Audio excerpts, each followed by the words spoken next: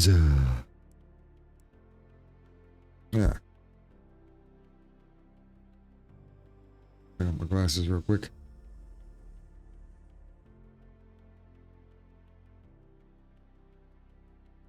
That's a fun little track. Definitely had history with this track, for sure. Hopefully all that's behind. In a full race weekend again. See how this goes, actually. Alright, 1 hour, 10-minute practice, 5-minute qualifying, 6 opponents. Yeah, 20 sets is fine.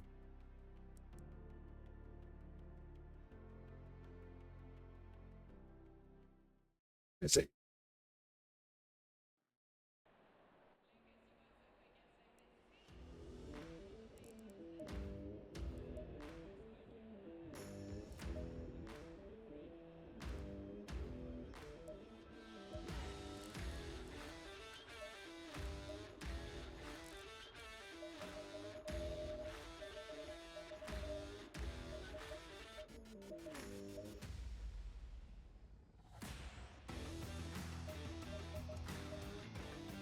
Hoping the 45 would be enough. Alright.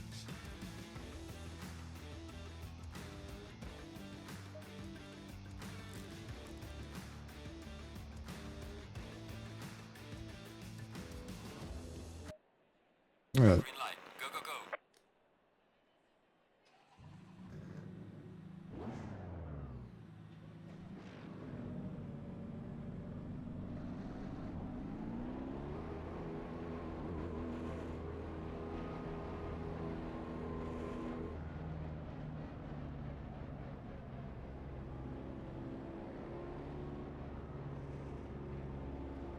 Alright, let him get out in front.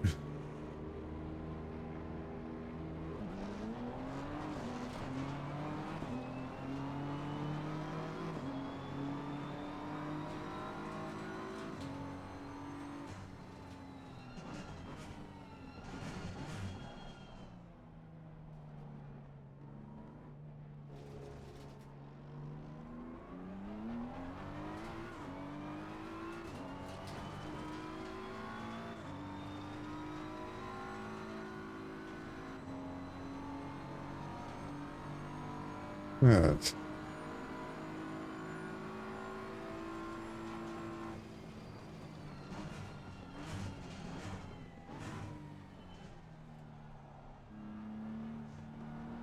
Around this way. So.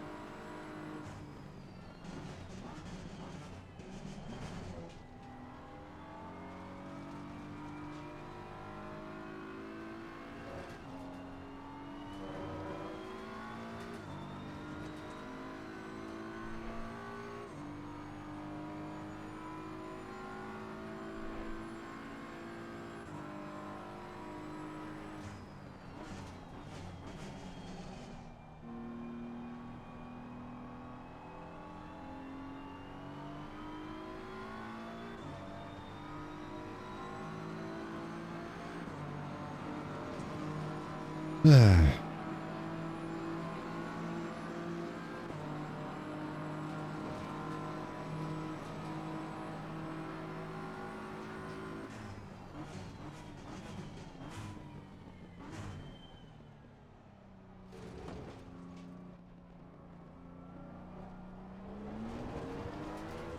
Always bad on that chicane.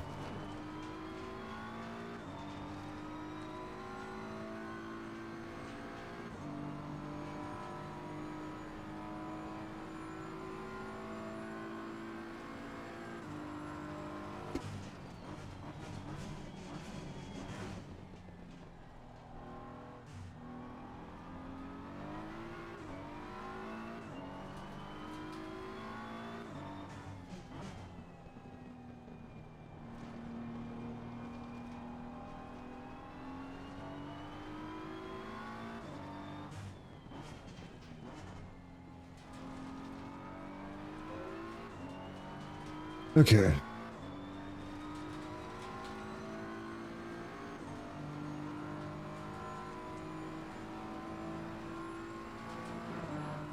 I don't think I'm going to do too good in qualifying.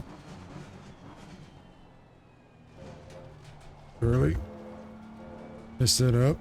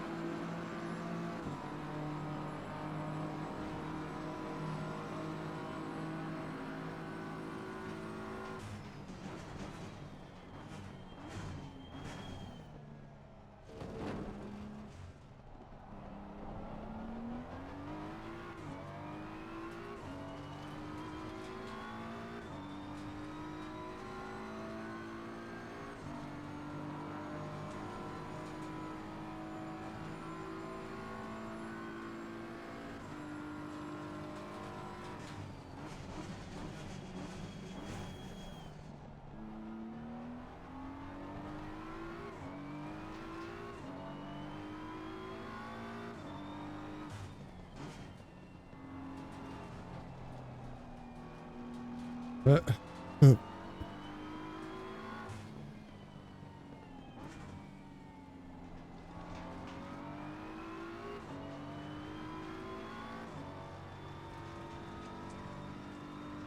get a little bit ahead.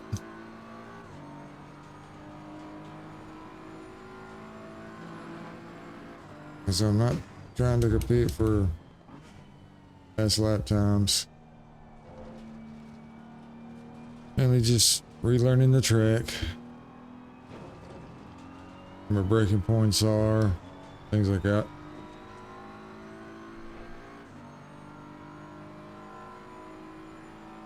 Like I said, it's a really fun track. I do like it.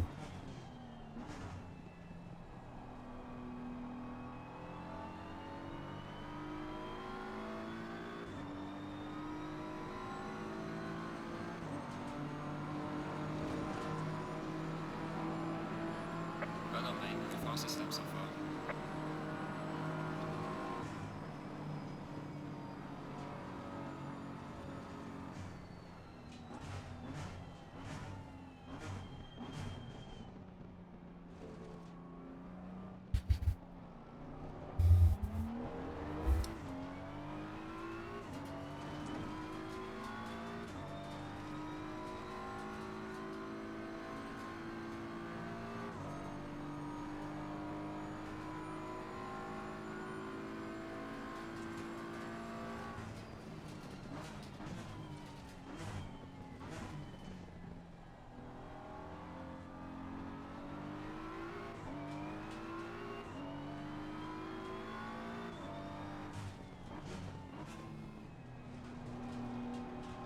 Downshifted one too many gears.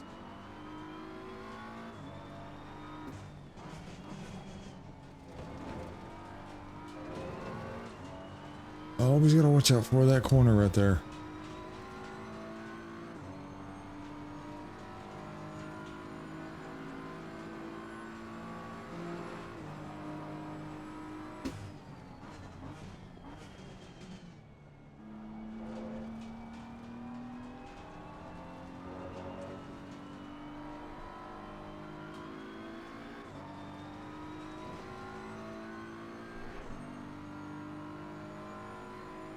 I said I'm not giving it 100%, so.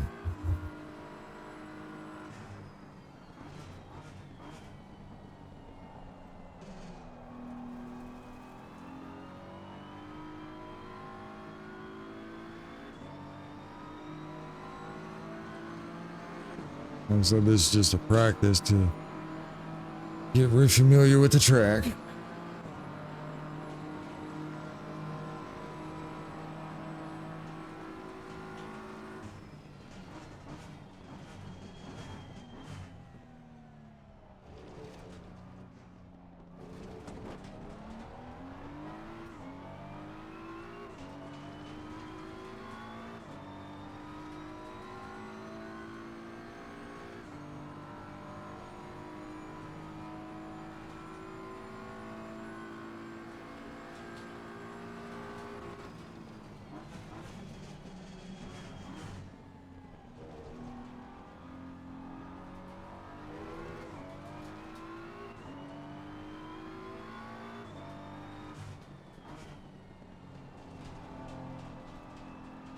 Been a while since I played this game, so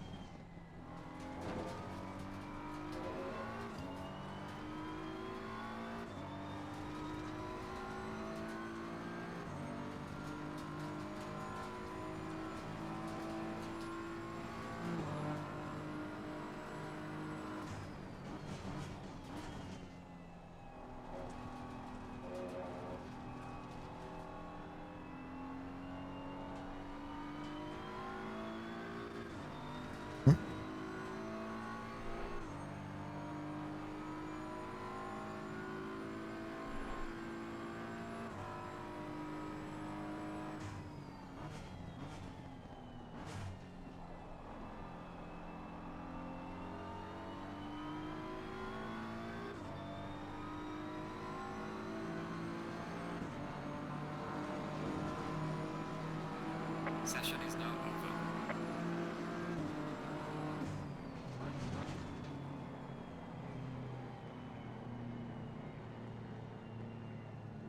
not bad.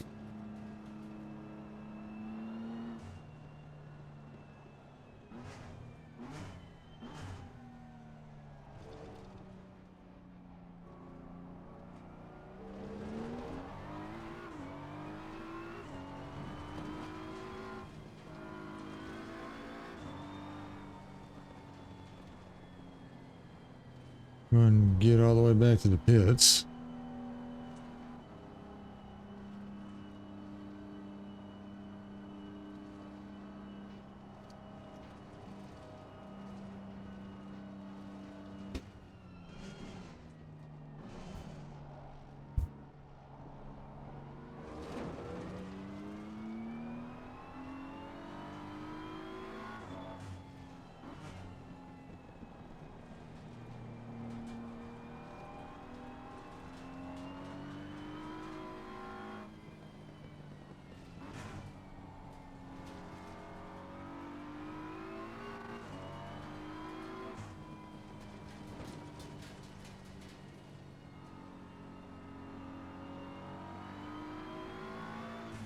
Because I have to drive back to the pit so I know where they're at on every racetrack, so.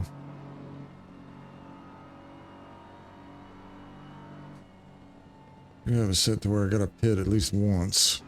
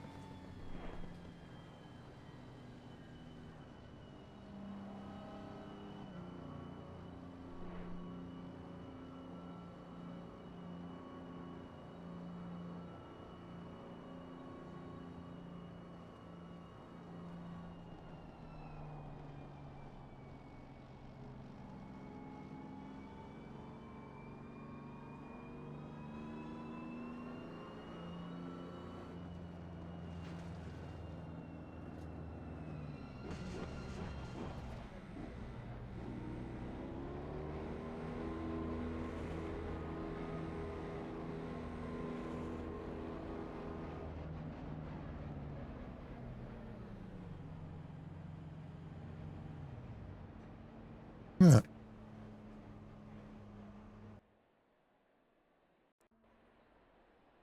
Okay, 153, 156.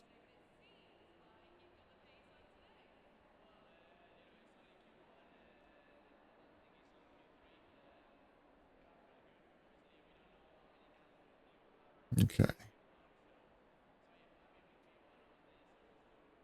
Yeah, with the K. Alright. Let's go into qualifying.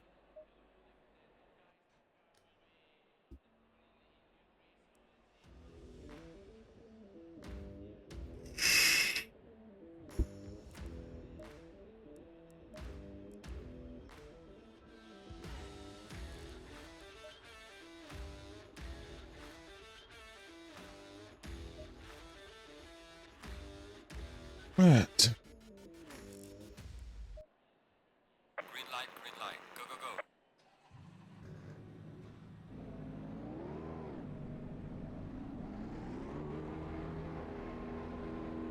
Alright. Qualifying time.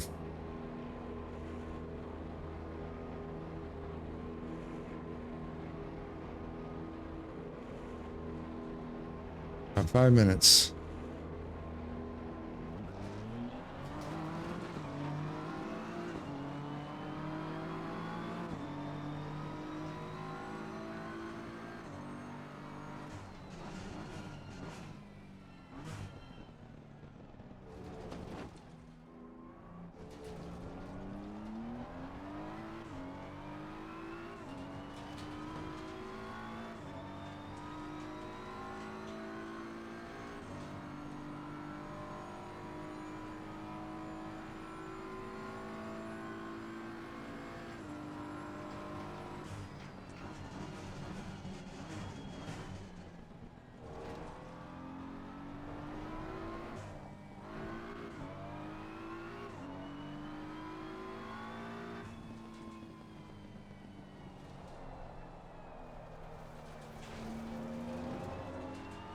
Whew.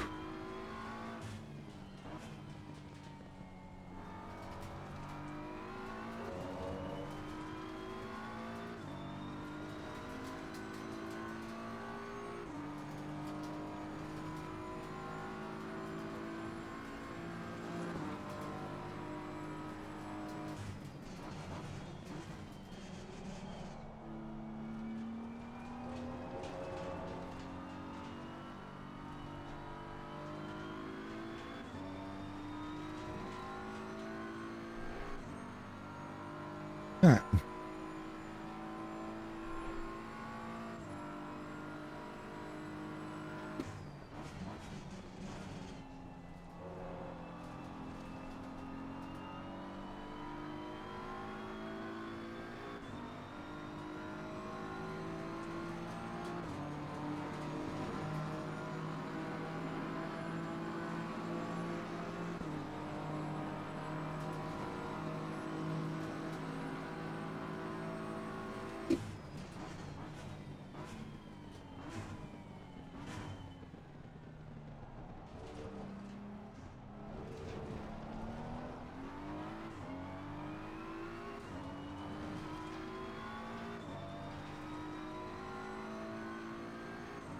Focusing super hard on the track right now.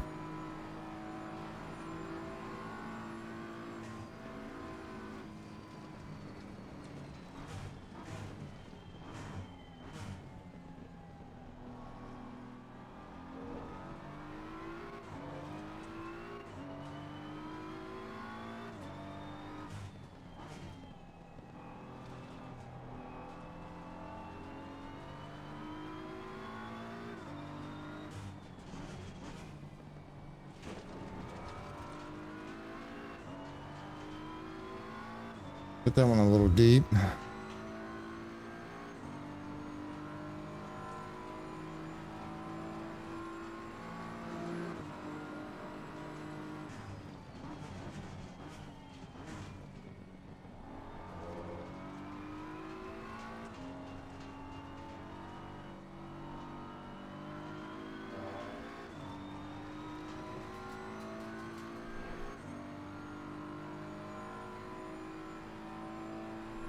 Okay.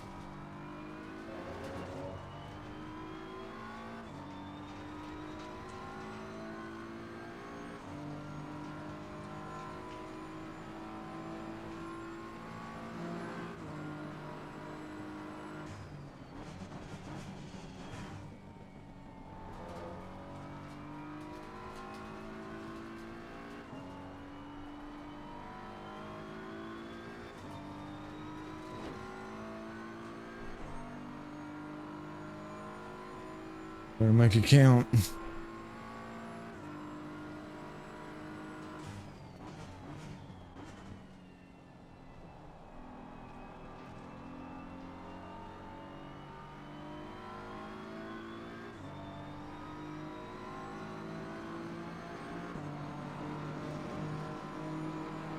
Session is now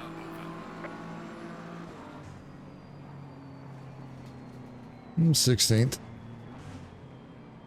17th.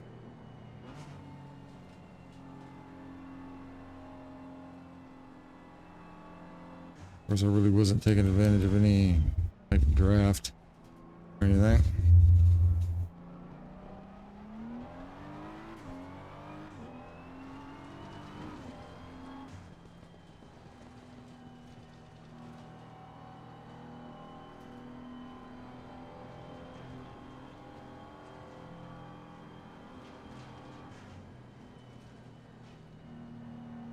All right. Well, like 18th is what I qualified.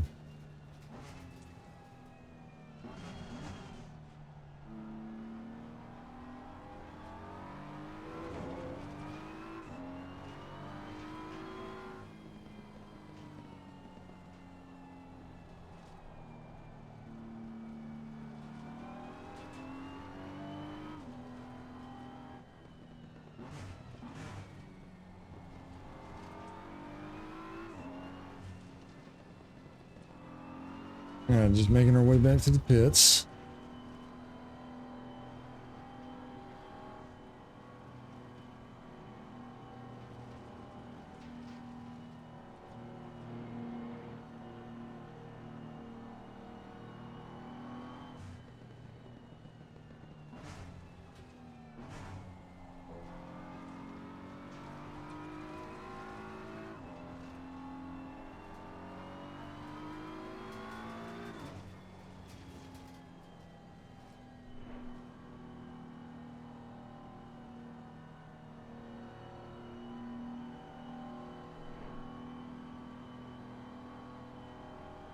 Mm-hmm.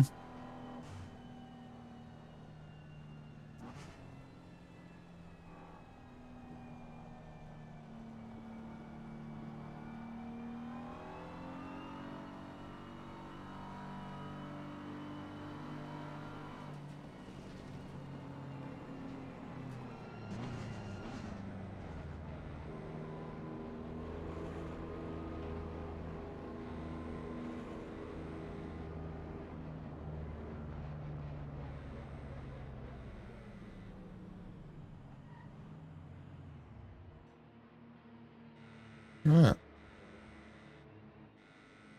Nice.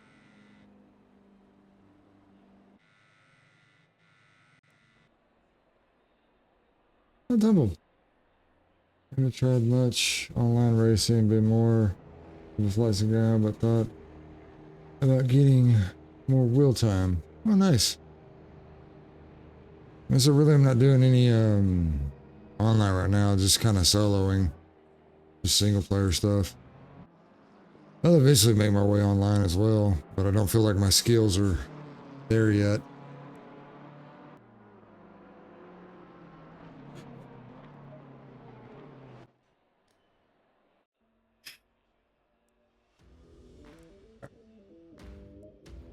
So,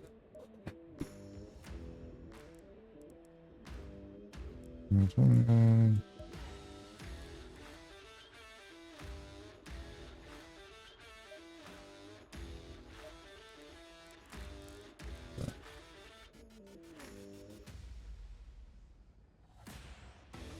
People get real pissy online, gets real serious. Yeah. Well, I mean, it's competition. Can't really blame them.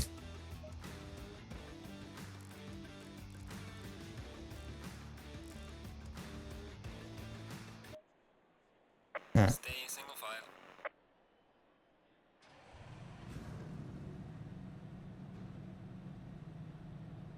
Okay. I just try to make it through a race without wrecking. I try to be serious, but I like to have fun. Shit happens. Yeah, true. Very, very true.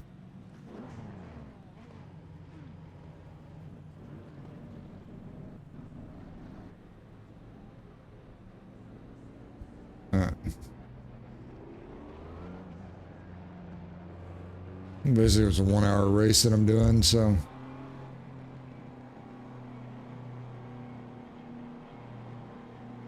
Yeah. I said it's what games are for, meant to have fun with, but.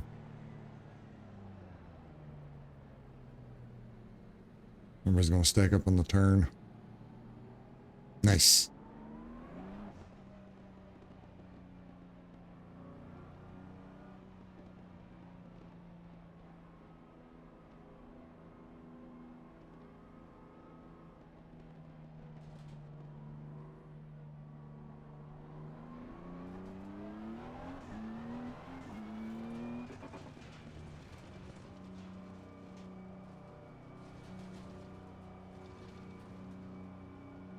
Put it in higher gear so I don't burn too much fuel.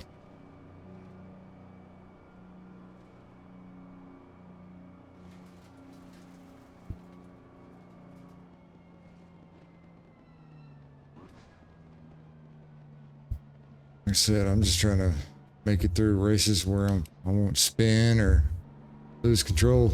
But hey, if it happens, it happens. Like I said, I do have a competitive side to me that will creep out every once in a while, but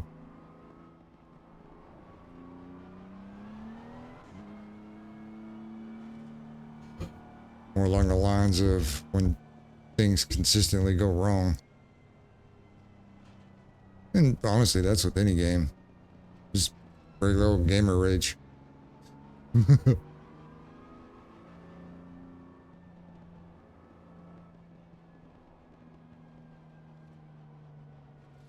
If I run AC, I will use VR in my wheel. Nice. I have a VR headset, but I really don't use it for stuff like this.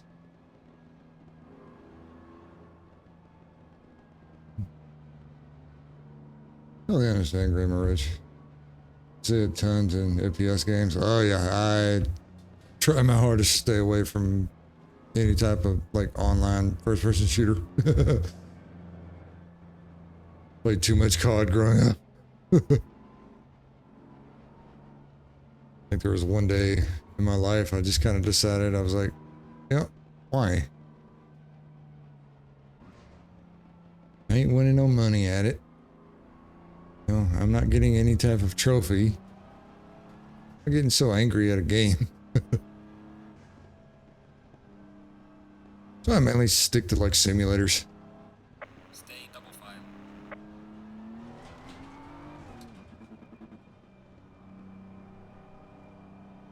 God, Battlefield 3, exactly, feel the same.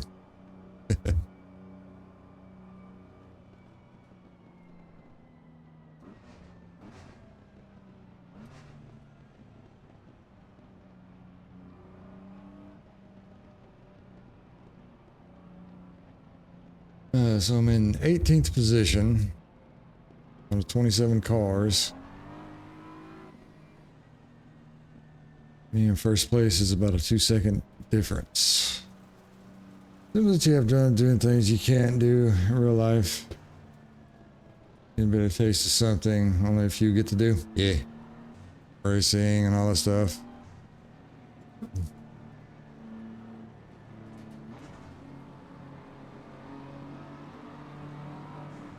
Green light, give it all you can.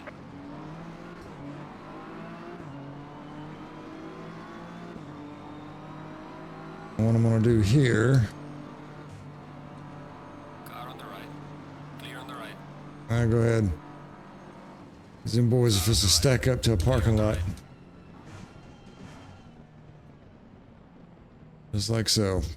Everybody stacks up on turn one. Car on the right. Clear on the right.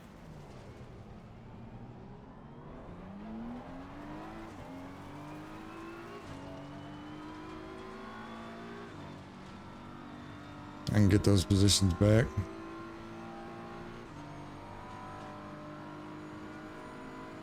Car on the right. Clear on the right.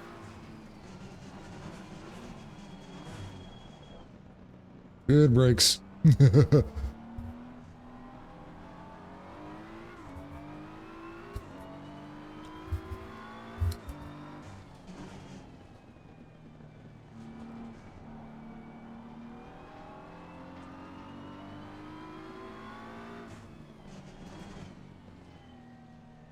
go. Turn 1 Madness single player. Yeah. Oh, online, I imagine it's 100 times worse.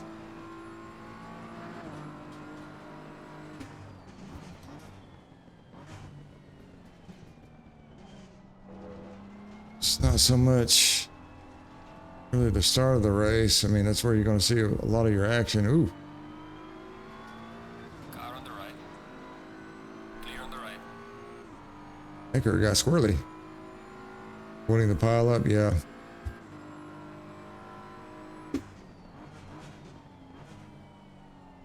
Always avoid the parking lot on the first turn.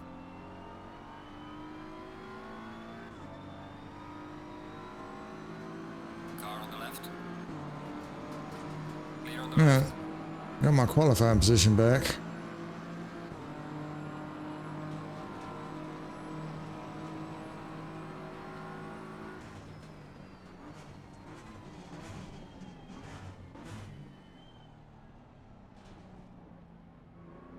Yeah, read your message here in a second. Did a lot of Forza online. Yeah, did Horizon mainly.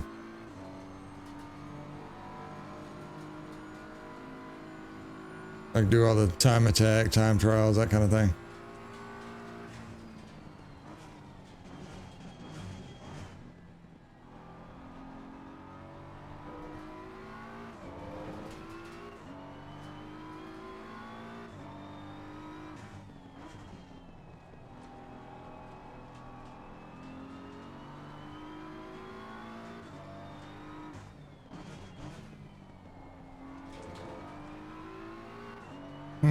Got that turn too deep. Never wanted to be middle of the lineup. Turn 1 sucked. Yeah. I have to read messages in like spurts.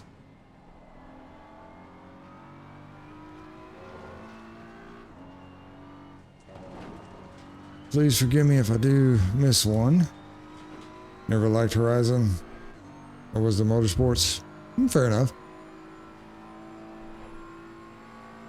I think the only reason why I really like played Horizon so much because all my friends at the time were playing it.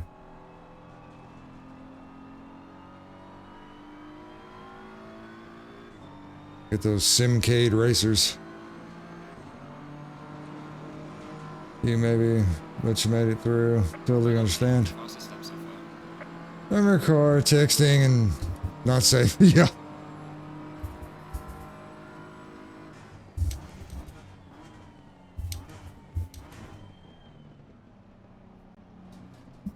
Ferrari, McLaren, Audi. Here I am in a BMW.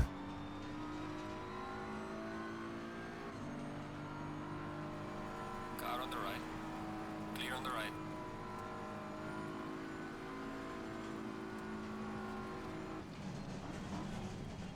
Car on the left. Clear on the left. Ah. Damn Ferrari.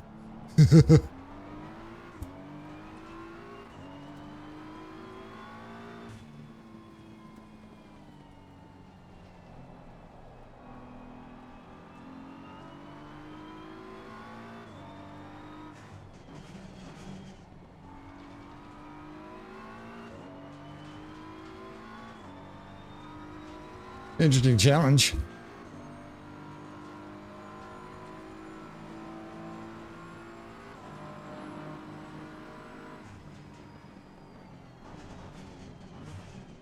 Car on the right. Clear on the right. Oop.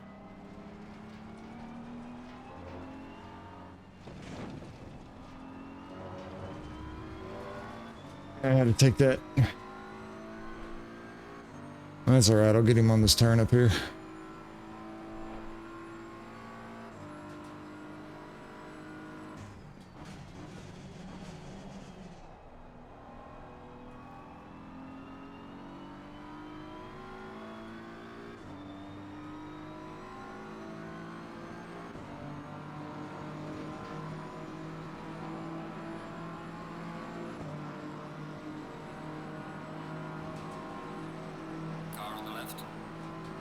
on the left. Oh, Car on the left. Clear on the left. really? We've got some light damage on the front of the car. Ah, dude spun me.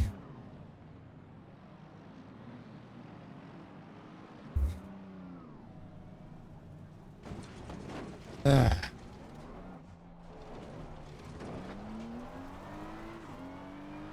Freaking Ferrari spun me.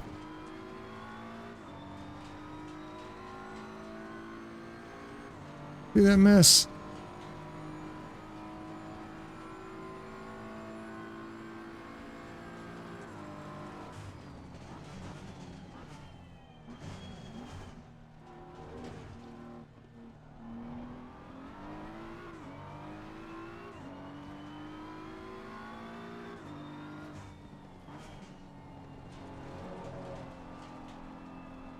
Ah, so much for not spinning.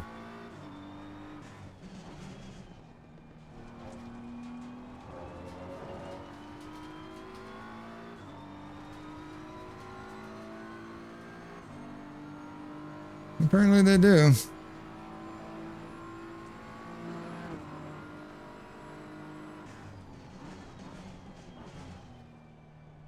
I can watch that.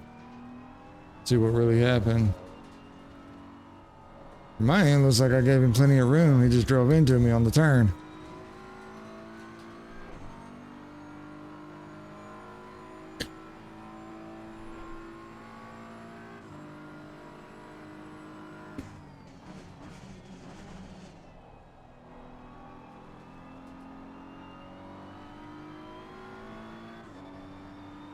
Car on the left. Clear on the left. I gotta make it back up to 18th.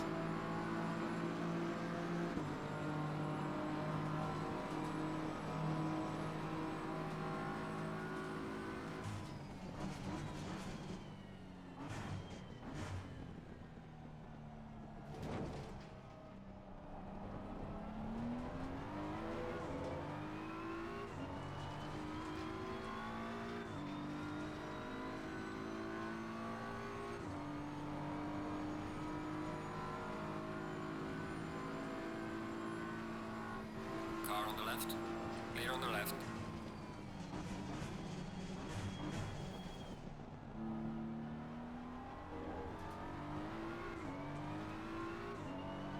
All right.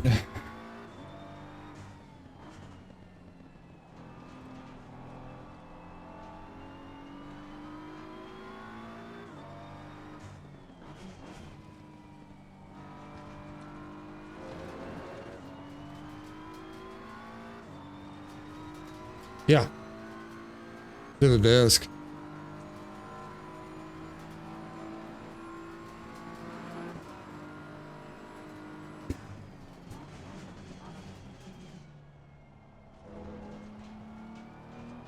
My desk is not very big, so.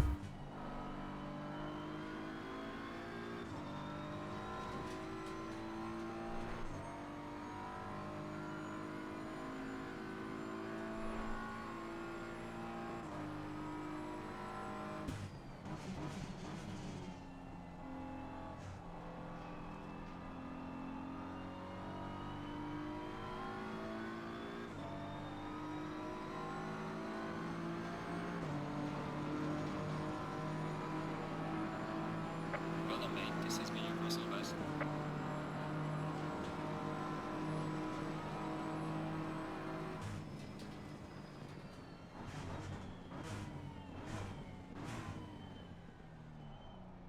Can't believe freaking Ferrari dumped me like that.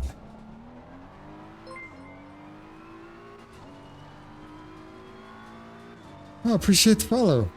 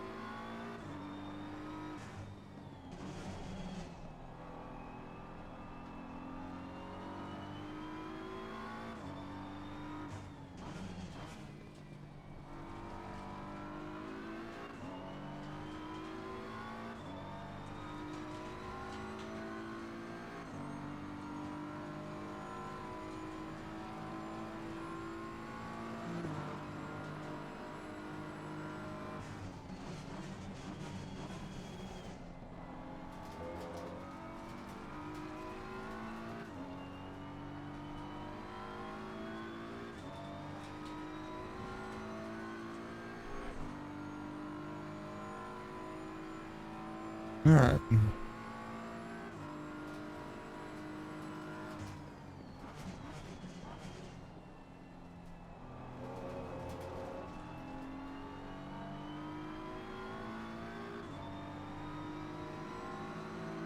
Car on the left. Clear on the left.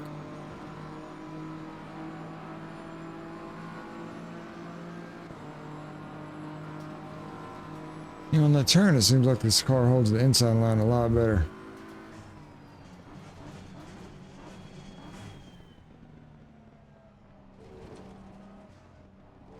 Going this way, out, let's go.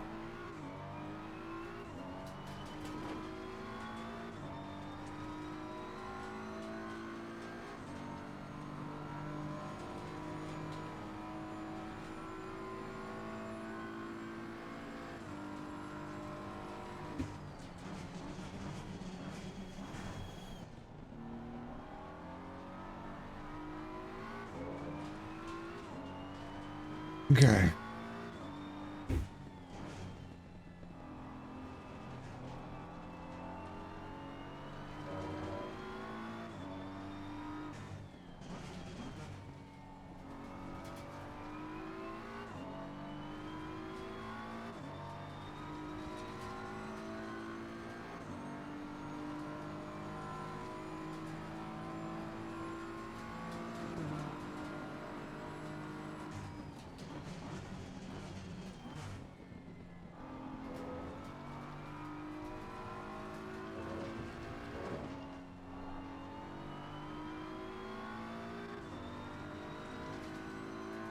Okay. Whew.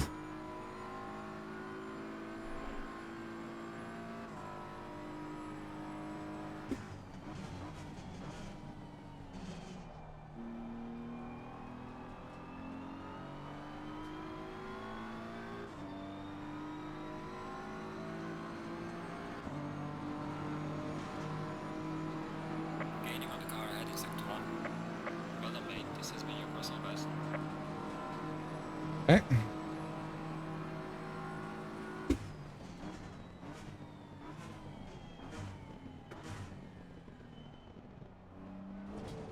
Right, way too early.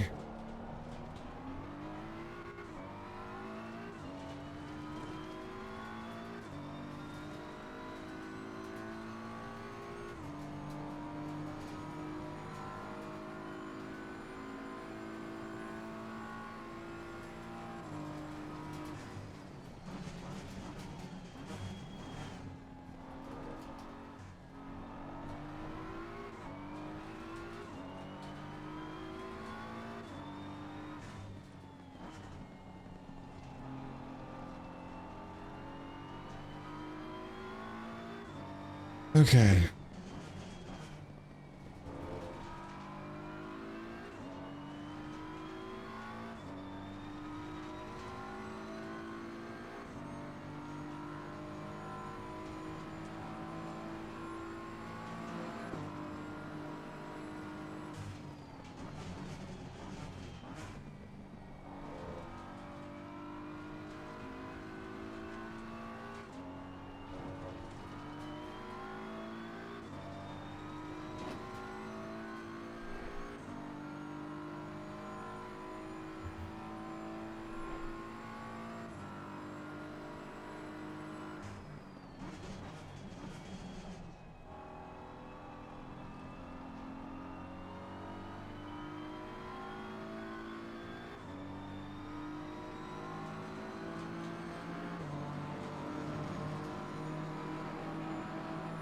Well done, mate. The fastest step so far.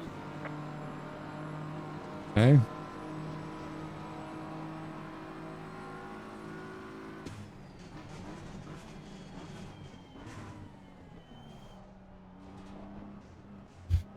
Clearing.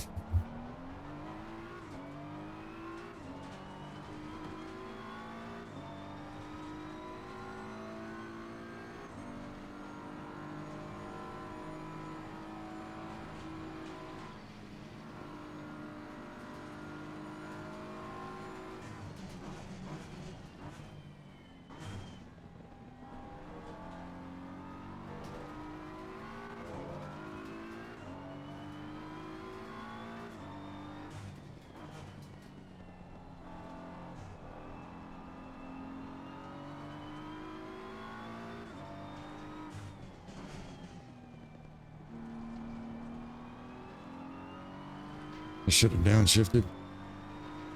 Hmm.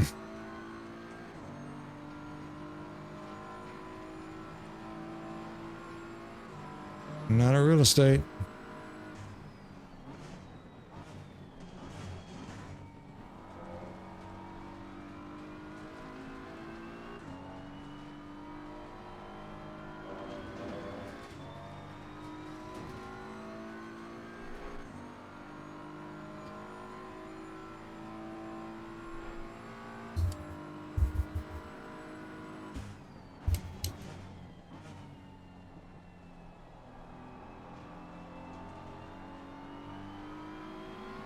Car on the left.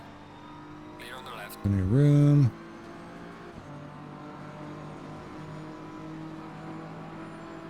Well done, mate. The fastest step so far. Okay.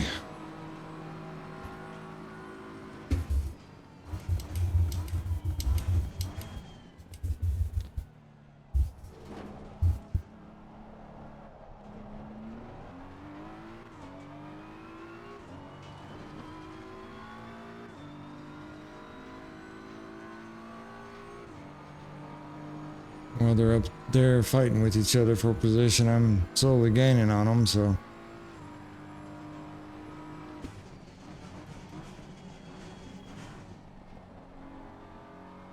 Only benefits me. A little too hard into the throttle coming out of that turn, but be all right.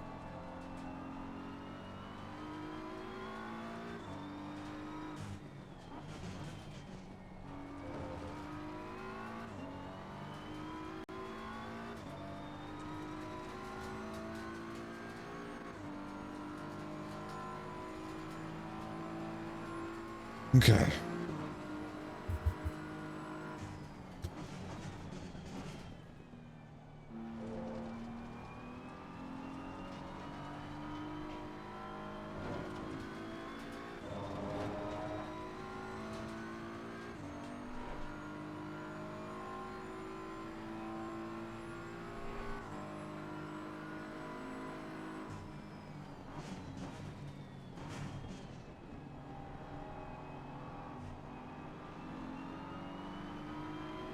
Car on the left.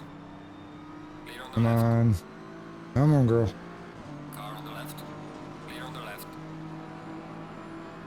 Well done, mate. The fastest step so far. Car on the left. Clear on the left.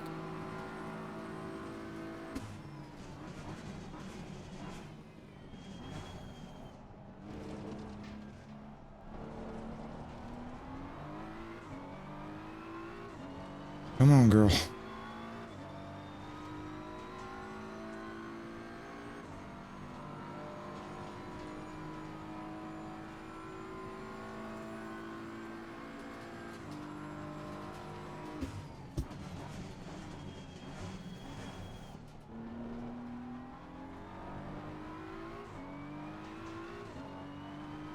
Whew.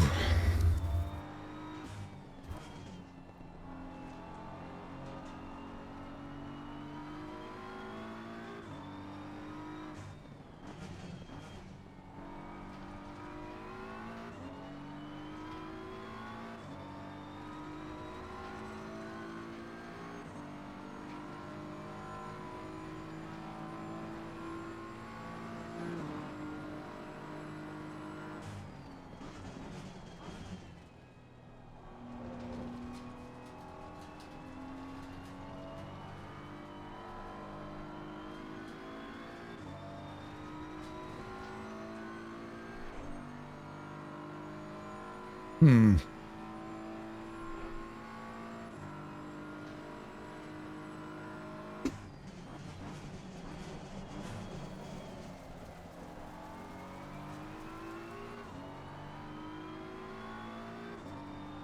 Yeah, a little too hard into that turn.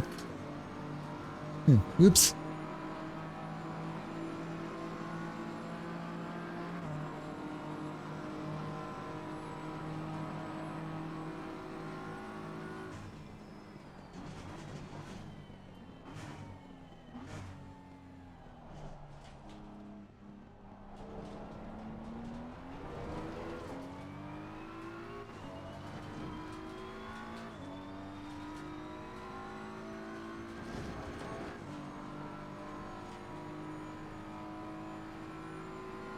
Hold it.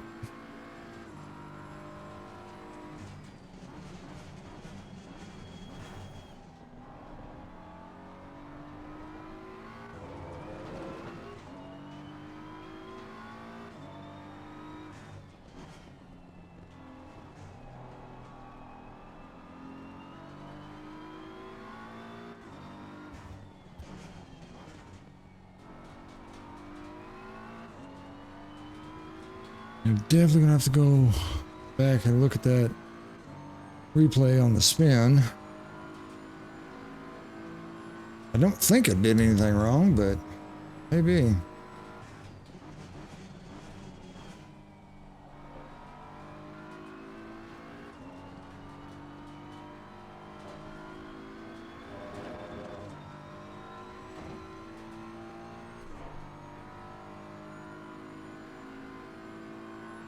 I got ads starting.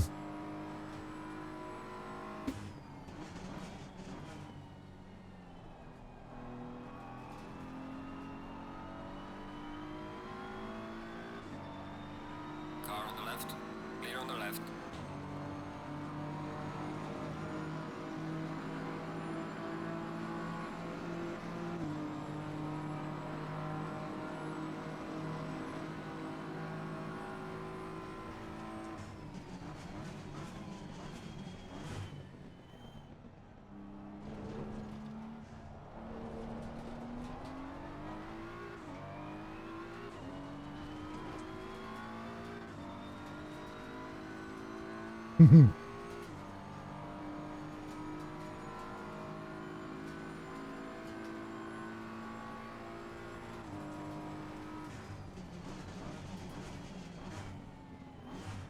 Made it back up to 19th.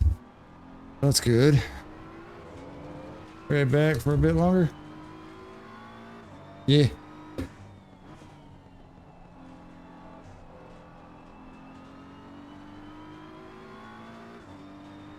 Ironically, the Ferrari that I collided with, or whatever happened, he's behind me in 20th, so.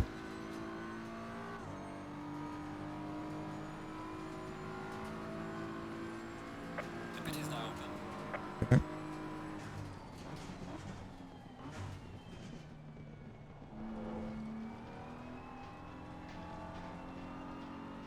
Think. Late pit.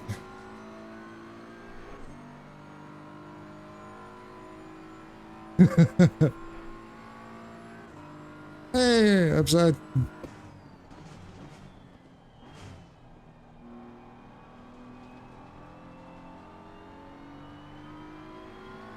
I hope you're doing well. Welcome in.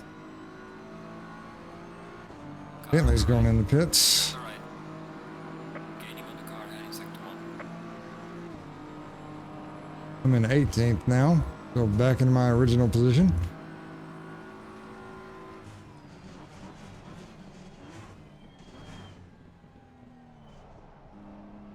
Upside, you can't be mad at me. I got spun out, but it wasn't my fault. Another car spun me out.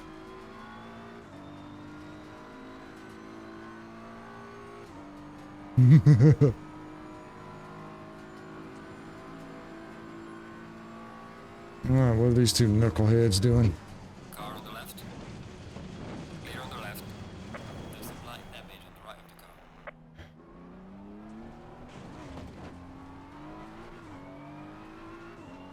And freaking McLaren not paying attention to what he was doing because I was making my way around him. He jumps right in front of me, puts me in the wall. That's okay. That's okay.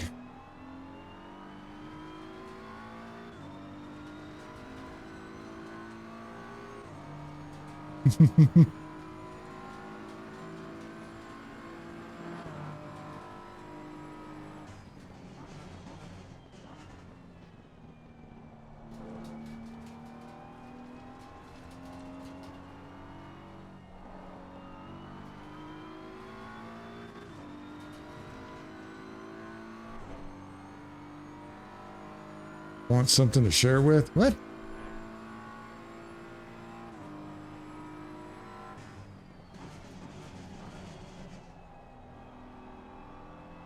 The car's still running fine, so.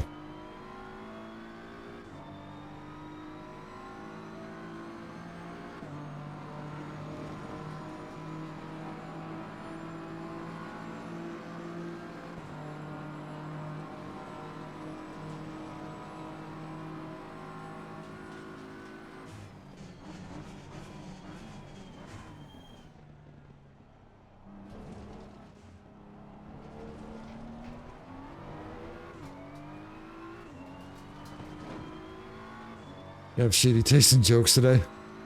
Huh. Eh. Can't all be bangers, right?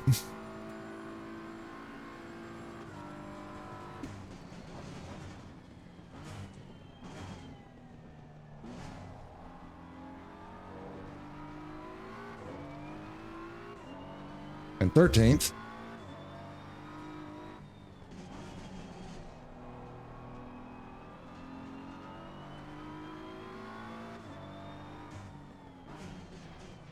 How to manage? Manage what? Barely even manage myself. I'm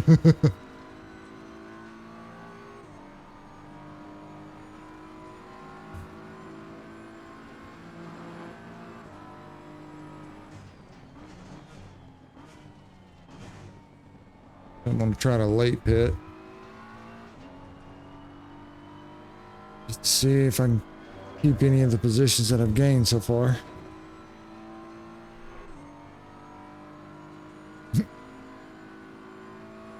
Not banning you? Why would I ban you?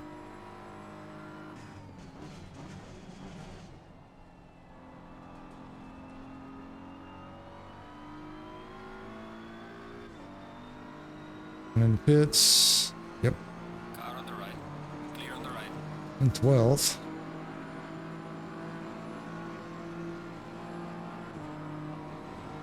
Got 5 minutes, so.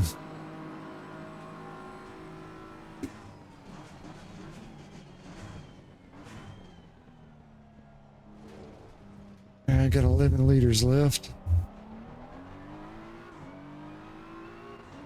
We are halfway through. Keep it up.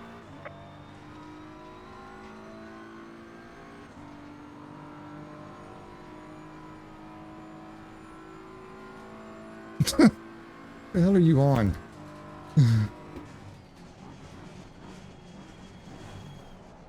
Too hard.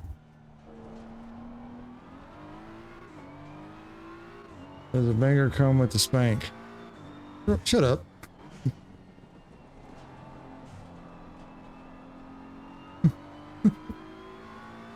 This is Upside, everybody. She likes to fuck with me.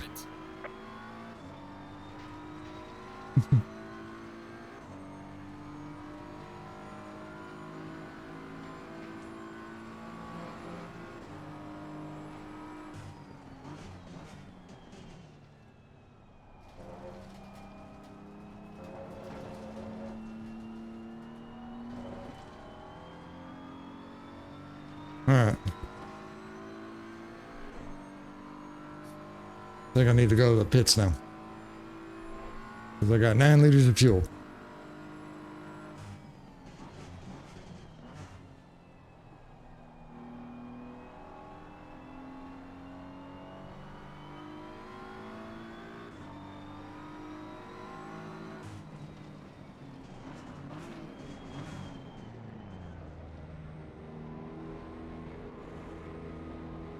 It's making your races more interesting.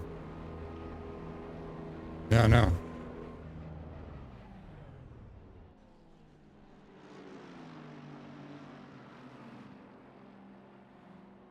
Okay.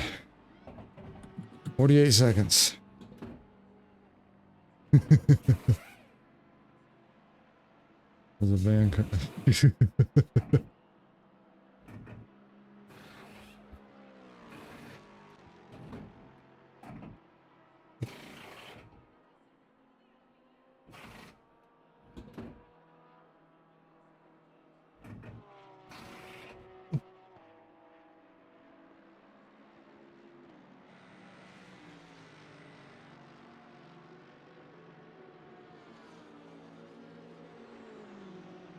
This will be a lap down.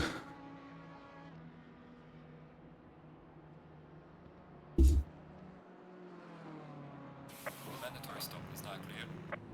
Come on, let's go.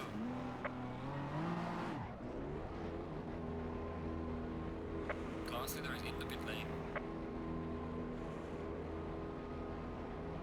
Needs to be faster. Yeah.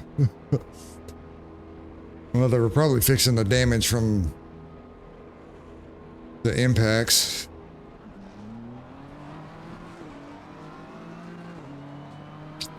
"24th.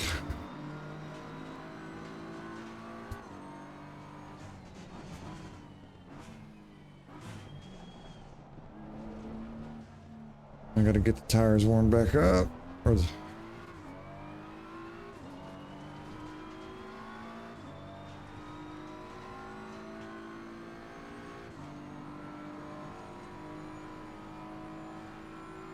It needs a pit, I'm sure.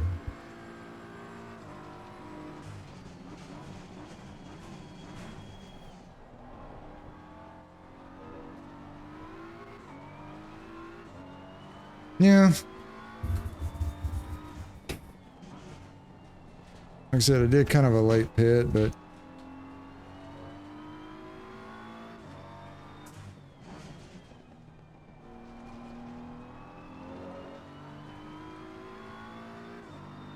a rule to run the other way.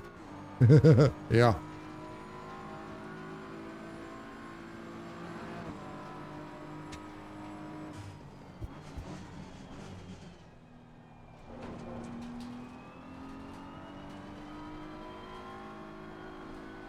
I like that section there.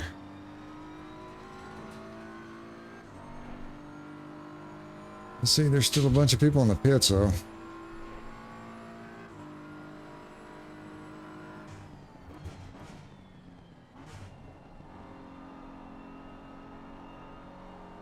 We'll keep it. There we go. Had to back out of the throttle.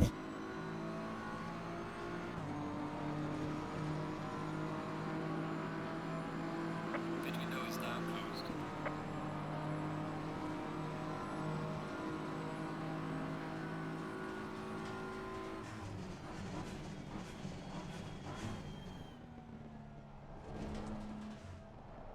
Tail end of the lead lap.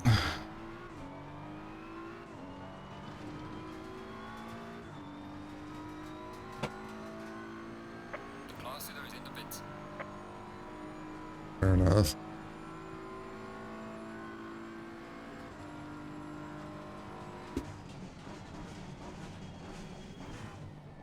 Stupid McLaren.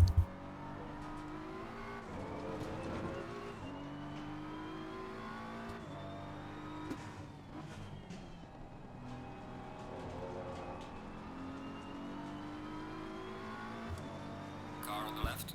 Clear on the left.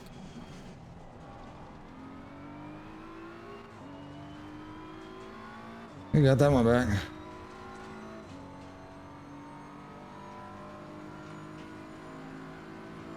I short shifted that.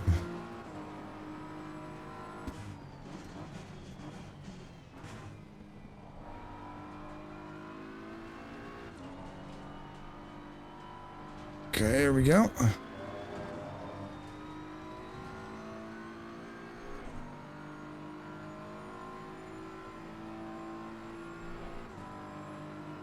That was Car on the draft. left.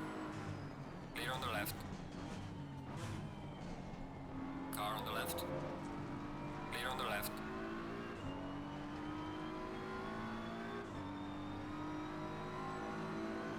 Not crazy enough.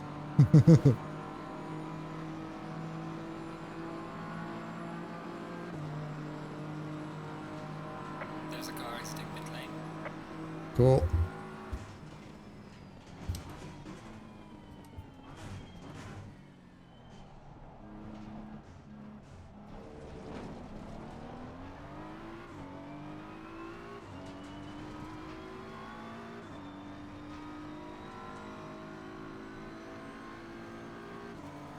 Car on the right. Come on. Clear on the right.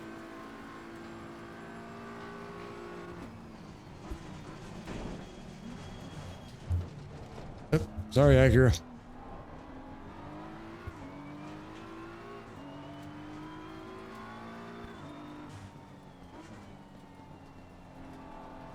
Feel like that would get me banned out of a server.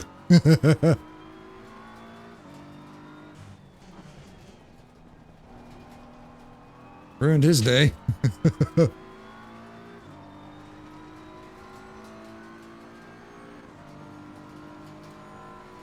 This is the traffic notifications. Yeah.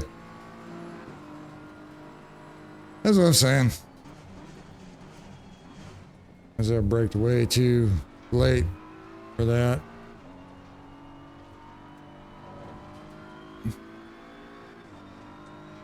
But hell, I've been put into the wall and spun. You know, a little bit of retribution never hurt.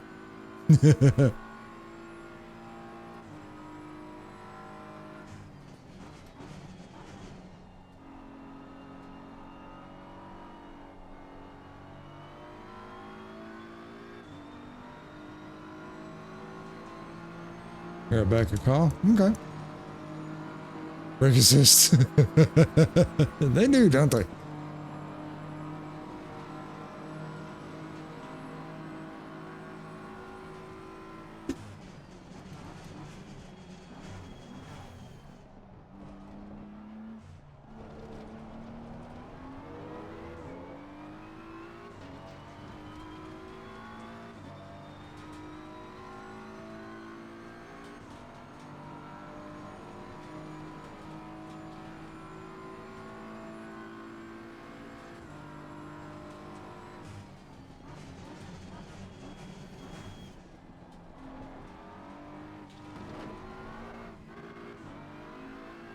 I had to get out of the throttle there.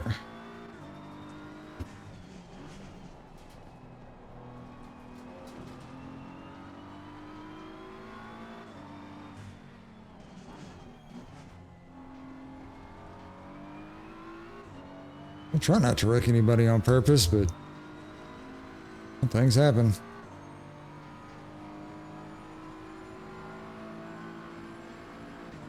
Car on the right. Clear on the right. Remember what happened last time here.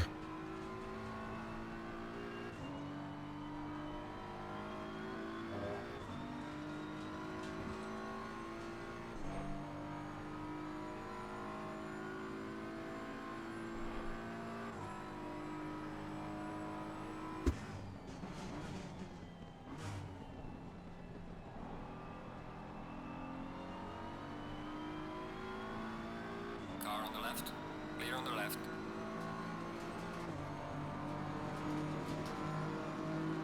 Okay, vaccine 18th.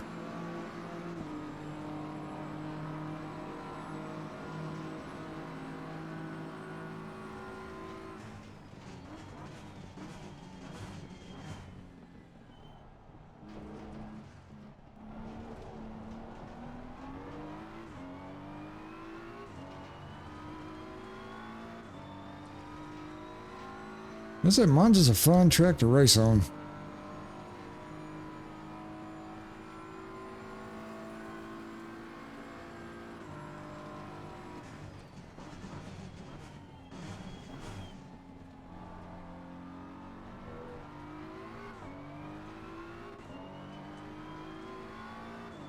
See if I can do any better with my track position now.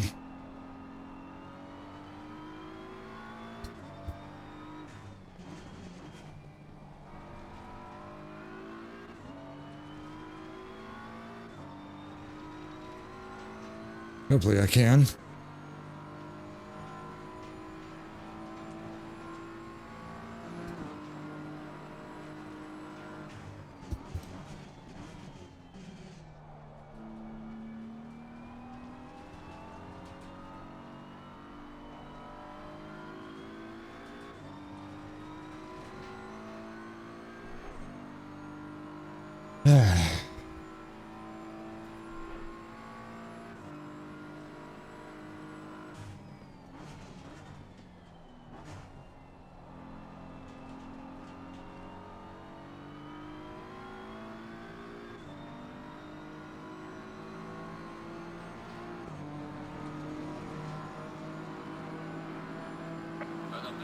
Fastest lap so far. 154, not bad.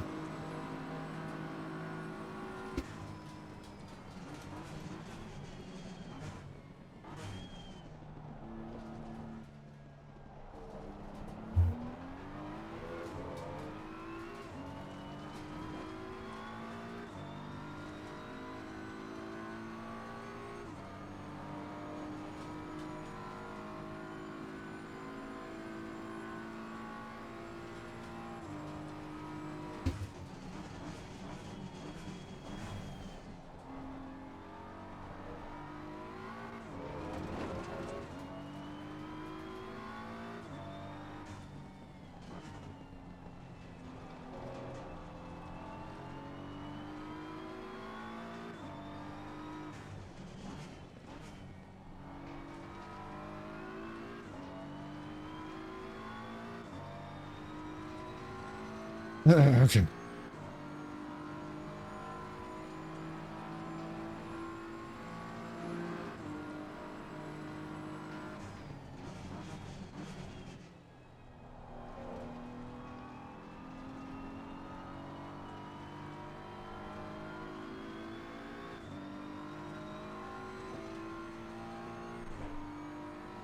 I'm chasing them down this whole time.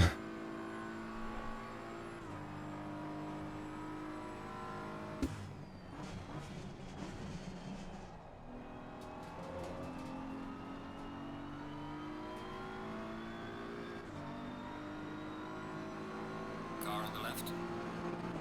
Clear on the left. Fastest lap of the race, man. Good job. Really? Fastest lap of the race.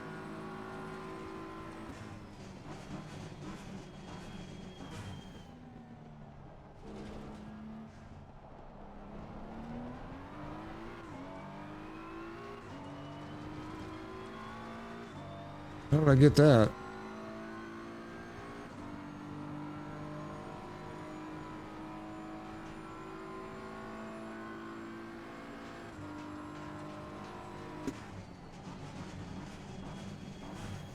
Oh, it was tempting.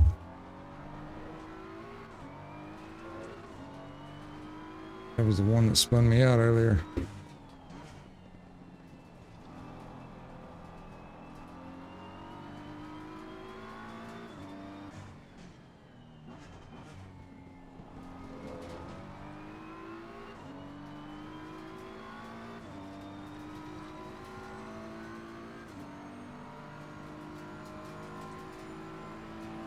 Car on the right. Clear on the right.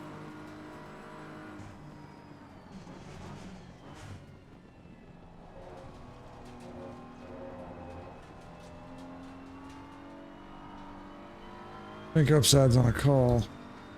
Okay. Welcome back, Upside. Hope you got taken care of everything.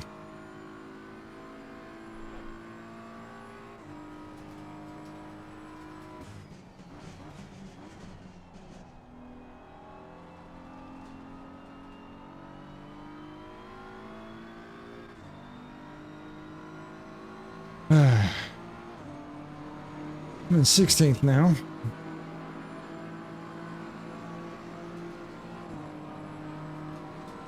Started in 18th, got spun, went back to 22nd. Now I'm in 16th.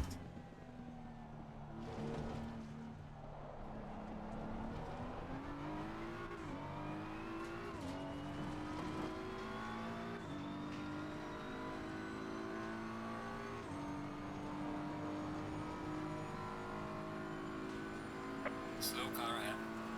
Thanks, Upside.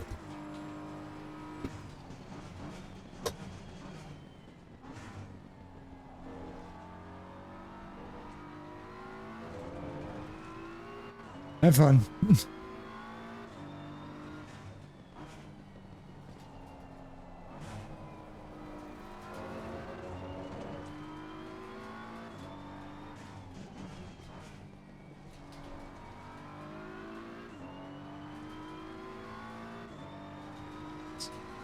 And put you in last. Then you got 8th. Yeah. I don't know if it put me in last. Maybe. I don't know.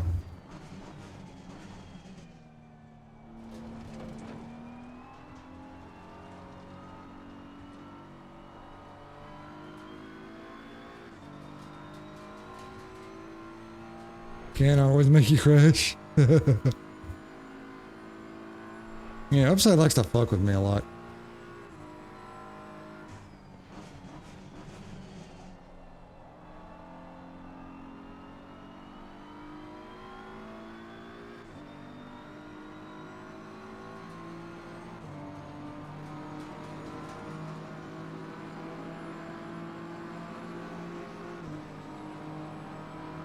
Car on the left. Clear on the left.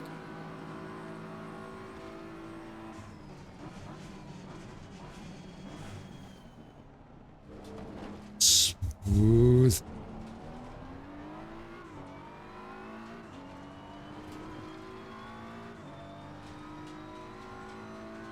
Hang on, guys. I'll re-chat in a second. Car on the right. Clear on the right.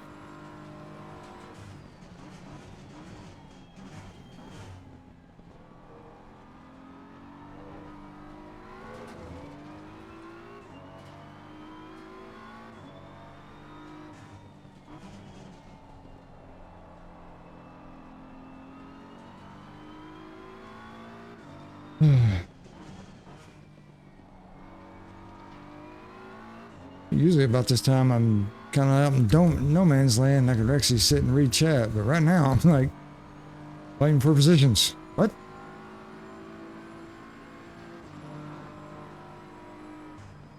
Slow car ahead.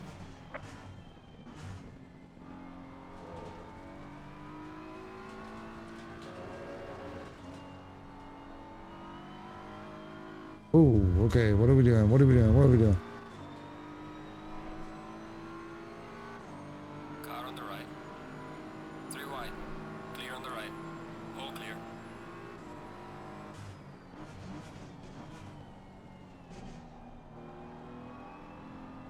I don't know how that worked, but it did. Holy crap. Don't worry about it. Let's quit texting and driving. Never. Don't like ignoring my chat.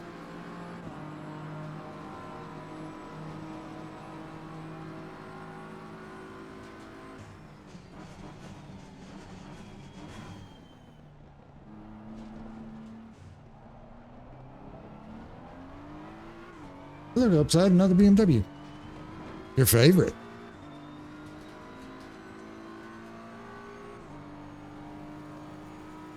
Car on the right. Clear on the right.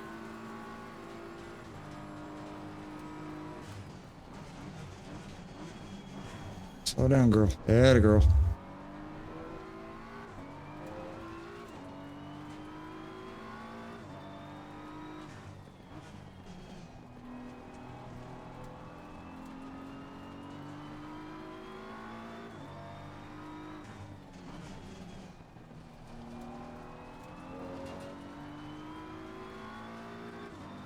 I love BMW.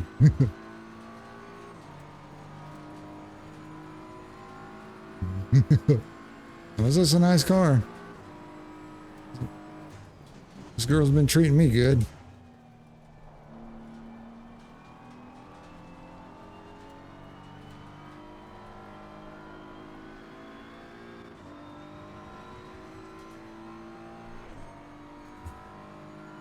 And yet the best.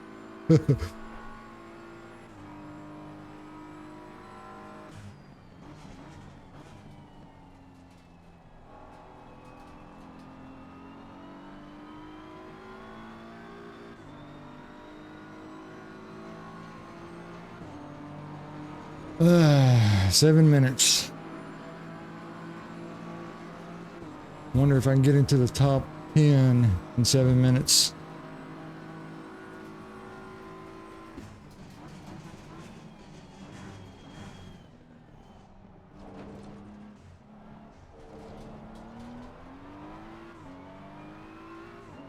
Oh, there they are right there. say that because I'm not seeing any blue flags.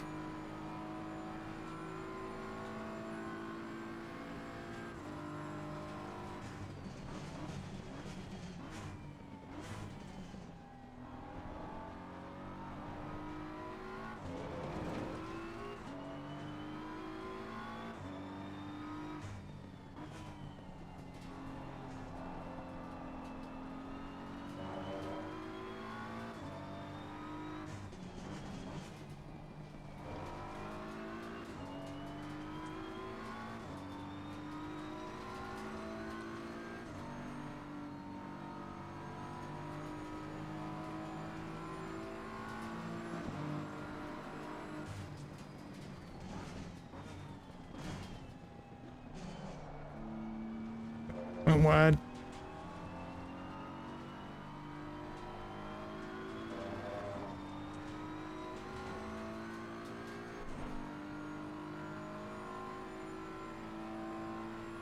Just a little code. Hmm?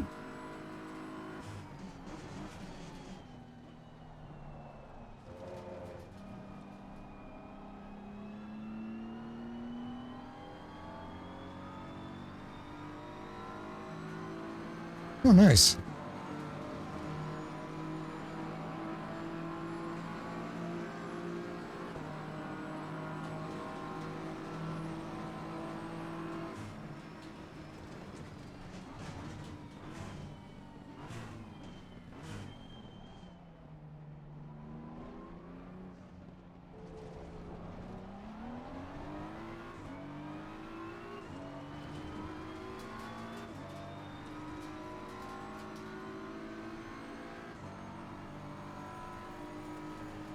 Car on the right.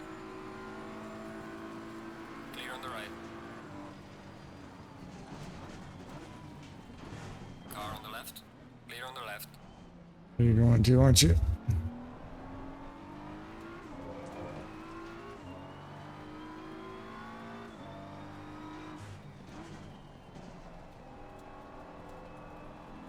You know, a game I haven't played in a while?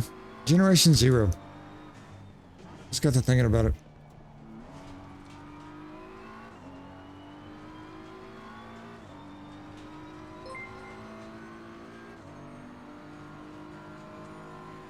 I appreciate the follow. Thank you so much. Car on the right. Clear on the right.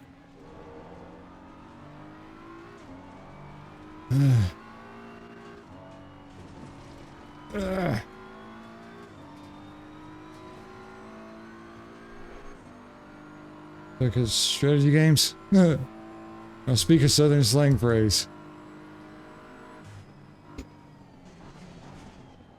Okay. Right now, with how I'm racing, I'm happier than a tick on a fat dog. Car on the left. Clear on the left. There's your phrase.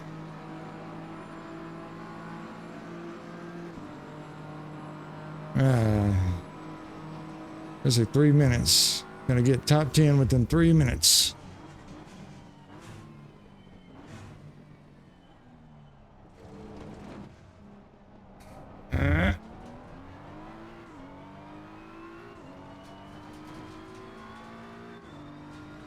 I appreciate it, Womp. I said, thank you for the follow.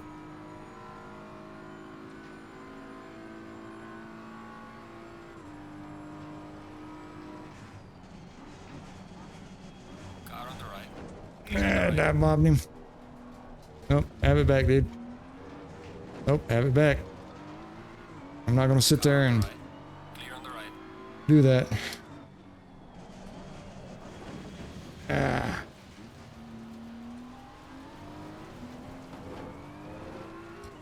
I'm not worried about it. I can catch him on the turn on the front. Last thing I want to do is start stressing.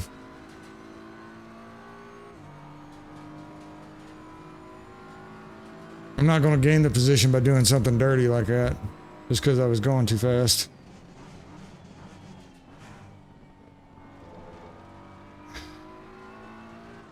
Bad techniques, issue bad racing. I'm not about that. Even though I did spin the dude a couple of laps back, so.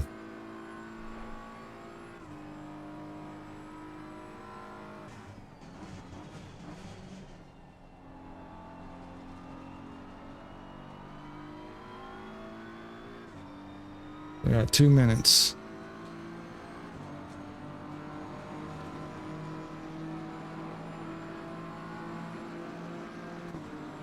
Is the NPC screw him? Eh.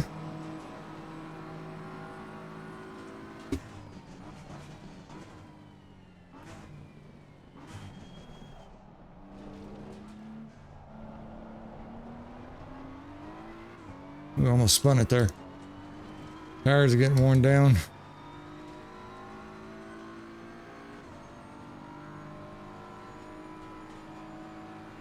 Car on the right.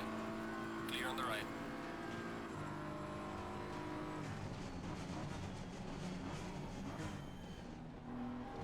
Right, man. Leader is on the final lap. Give it all you can.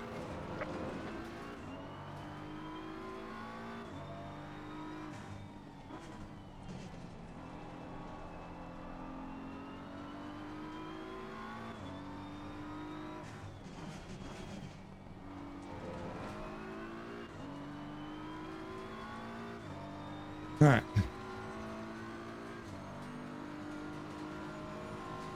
Car on the right. Clear on the right.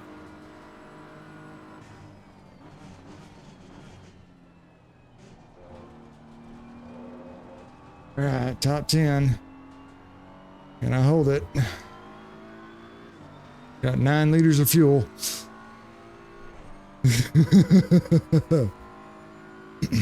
Robin's racing? Yeah. Well, if we're going that route, I can say that one car that I spun, I gave him the old bump and run.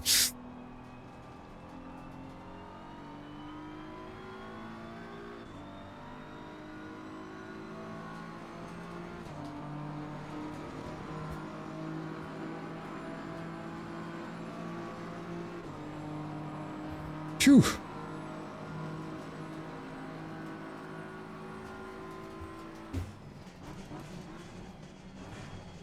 Oh, come on, girl. Ah. Brakes are worn down. Tires are gone. I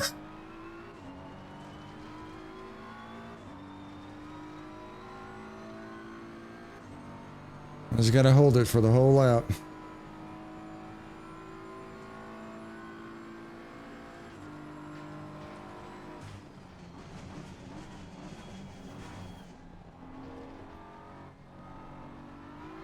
The leader has finished the race. Cool.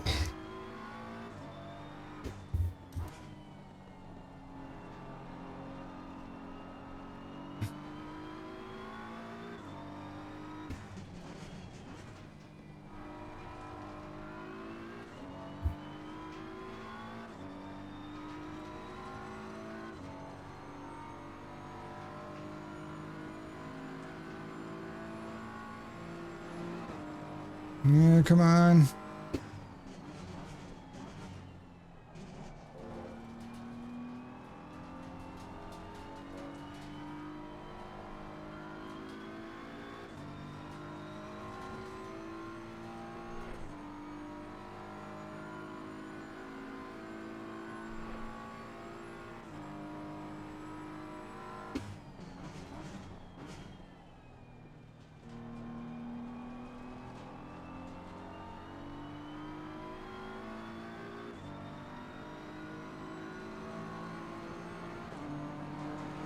Alright,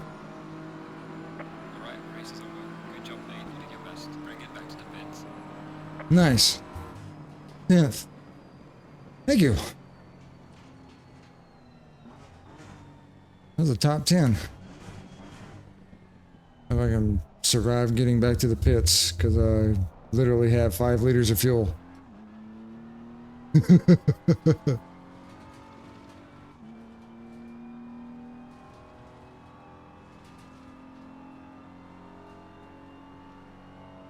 Take it slow? Yeah.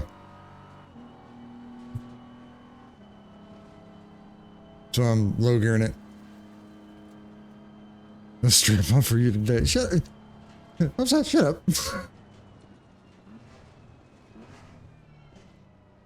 That says the most unhinged shit in my chat, and I love it.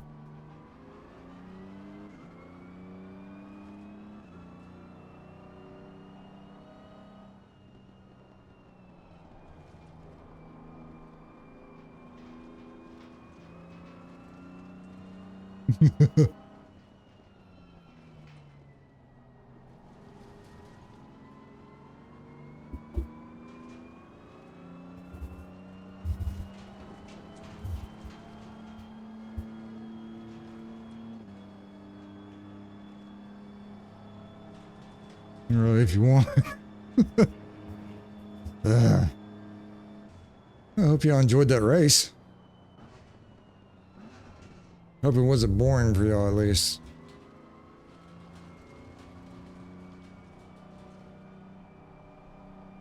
So I don't really care about being good at the game as long as I'm entertaining.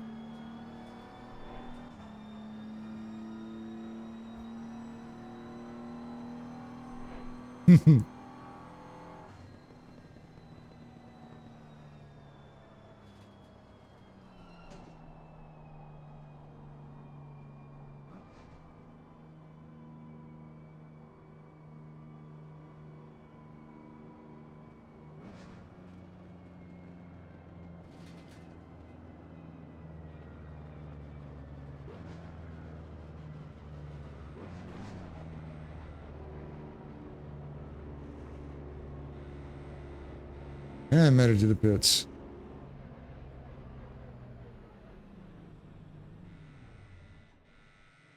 Kill it. There we go. Alright. I did 10th. So he had the fastest qualifying or practice lap. Qualifying, it was a 1:54, but I did end up getting the fastest lap of the race.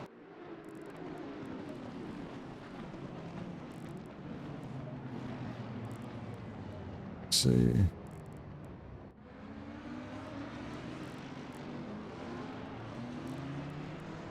Was it 1:53.2 on lap 22? Right. Or that one. Yeah, lap 22 or 1:53.2. All right. Let's see.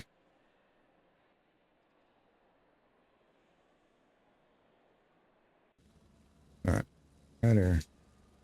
Be right back. Another call. All right. So I'm gonna take a gander to see what the deal was up to.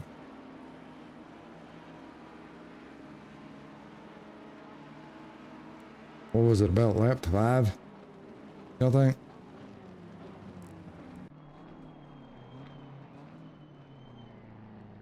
That was the Ferrari that spun me.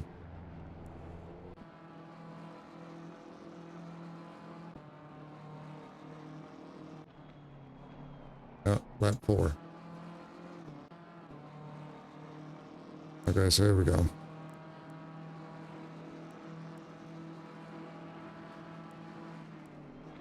Alright, made the pat.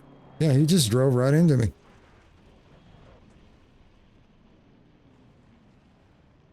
Damn.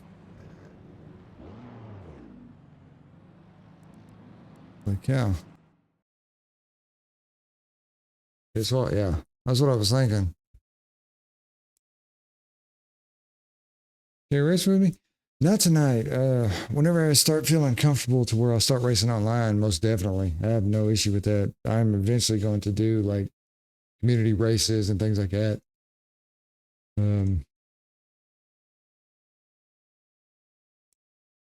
want to do that. I want to see it from this perspective. Yeah, just right into me. I mean, he knew I was there. Go back to here. How does one? Yeah, that one. Yeah. Okay. Want to see camera. Give me driver view. Okay, go back some. Okay, so there I am in the mirror, which you might be able to see, but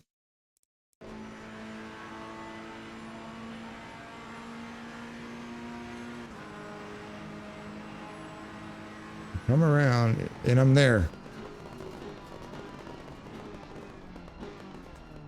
He was on the racing line. Huh.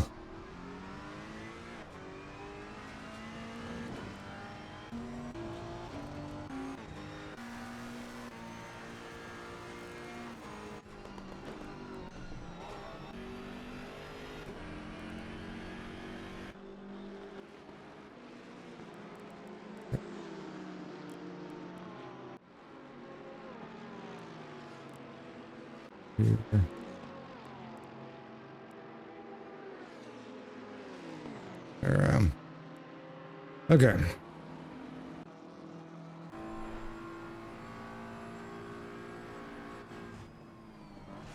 Now the other thing I want to check out is the McLaren. And the McLaren hit me.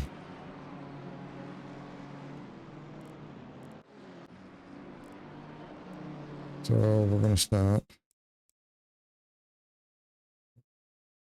Where is it?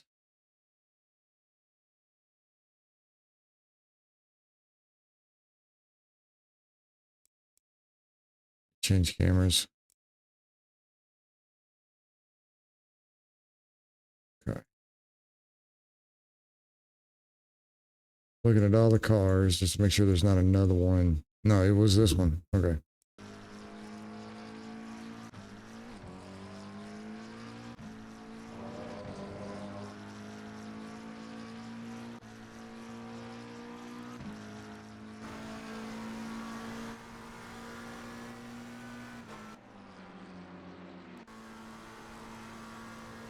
Let's see. Oh, there.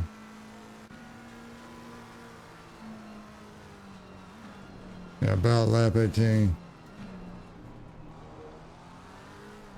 There I am. Let's find out what happened.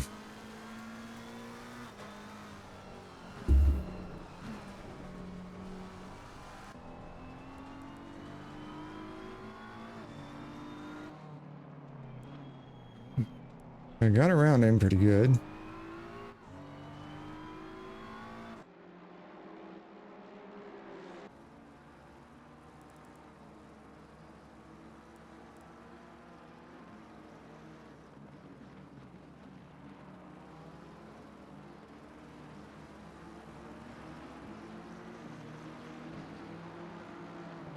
Was that the first time? No, I think it was before that, wasn't it? Yeah, right there.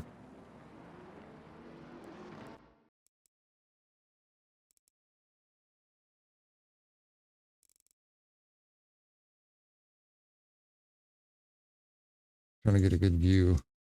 Right. Right.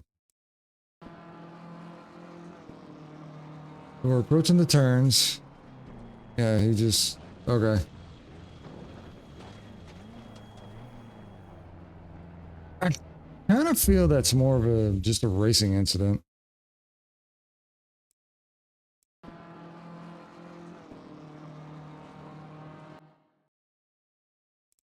Because...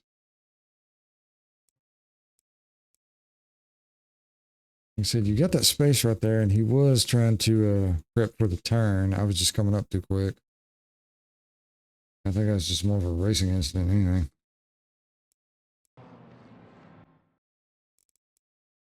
Yeah, it was just unfortunate because he was there. He's just not enough room.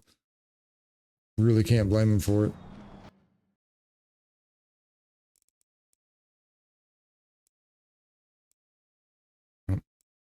Oh, him. This is the McLaren, right? Yeah. Alright, so here's a cockpit view. Let's go back 10 seconds. So you can see me coming up in the mirror. I'm coming up hard too. Yeah.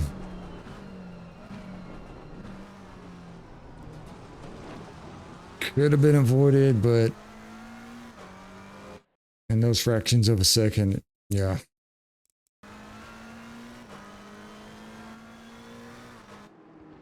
Which it really didn't bump me off too bad. I mean, it put me in the wall, did a little bit of damage, but you know, it didn't, you know, total me out of the race or nothing. So, okay. Yeah, nothing to really get mad at other than the guy at lap 4, but you know.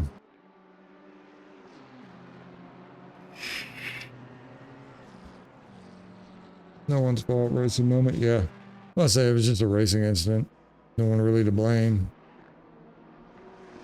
He tried to shoot behind the car, set up for the turn. I just came in too fast, got right up on him, and within that half of a second, just we touched. 2 cars, 1 space, essentially. You couldn't, nothing to do about it. No. But not bad.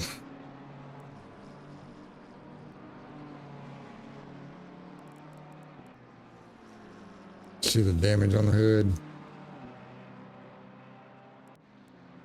There was... When was it? There's a time... I think it all happened early in the race. I'm looking for... No. That. No. Looking for the red Acura. Is that it? No, that looks like an Audi. Yeah, it's an Audi. Yeah, this guy. So him...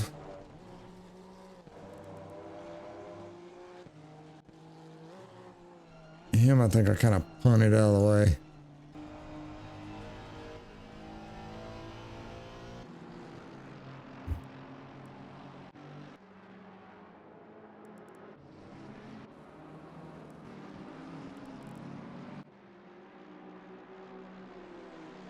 Was I ahead of him?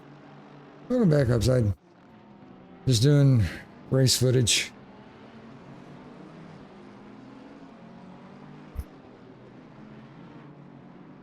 So the first guy spun me. That was clear as day. He literally turned right into me on a straightaway. Second one was just a racing incident. You know, 2 cars, 1 space, and then nobody's really at fault. Now this guy did dirty. And it was on the... I think the first set of chicanes.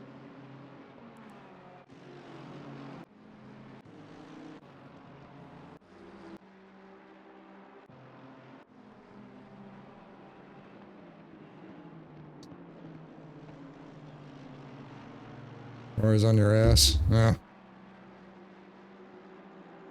Yeah, there I am right there. That Acura. I think you're... No, it wasn't this lap.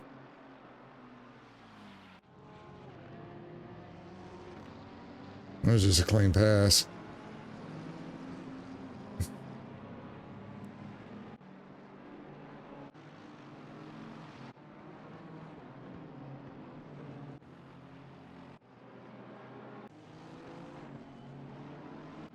Yeah, I like shoved the shit out of him. Basically, he was slowing down. I was trying to slow down, but I got into his back bumper and just kind of did the old bump and run.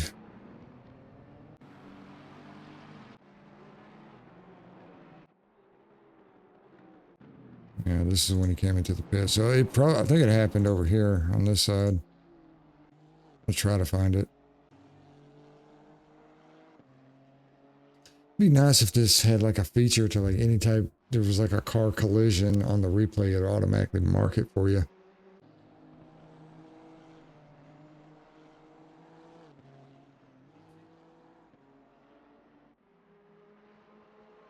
A little bit, good boy, Rubby Rub.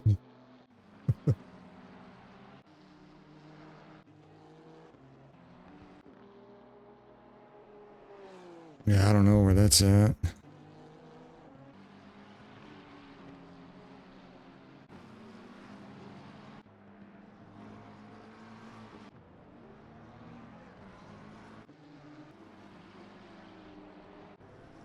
Of course, anytime I race, no matter what track, the Acura is always in the back with the Honda NSX.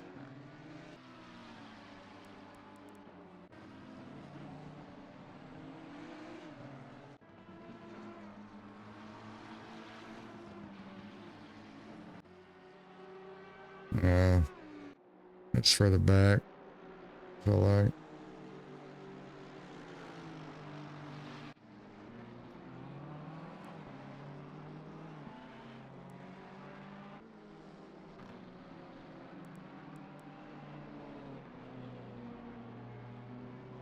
Fuck it, love the NSX. Wish I had one day.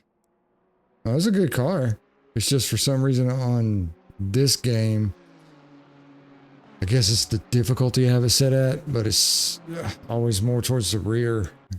But, and it could just be just simple luck of the draw, and that is doing that. Next race, it'd probably dominate, you know, you never know.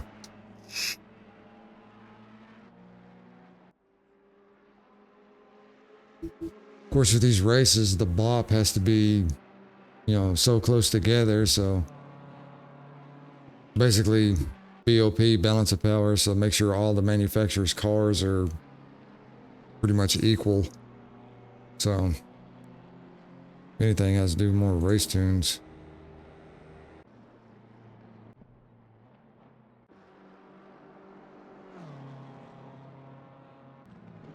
Was it here? Yeah.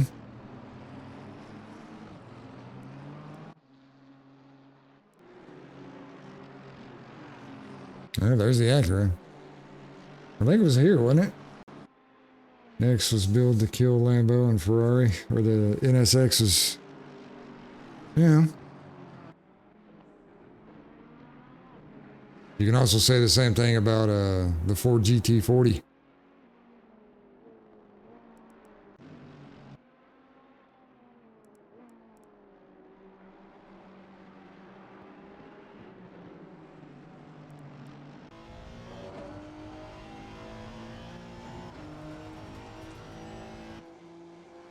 Of course, the Ford GT40 is just a monster.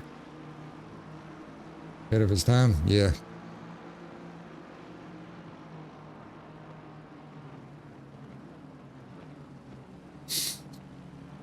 Yeah. Sure. Henry Ford was like, yeah, let's take a European style body, basically a conversion kit, and slap a 427 Cobra V8 in it and see what it'll do.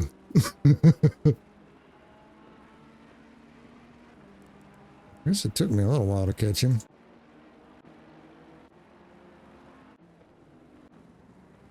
And there I am. There's a Mercedes. And Le Mans GT40 just fucking killed everything. Yeah. Well, and that's what they built it for. I mean, but let's be real. Like, if you hear any stories about Enzo Ferrari, he was very egotistical. Yeah, right there. Whoops. That was a bump and run.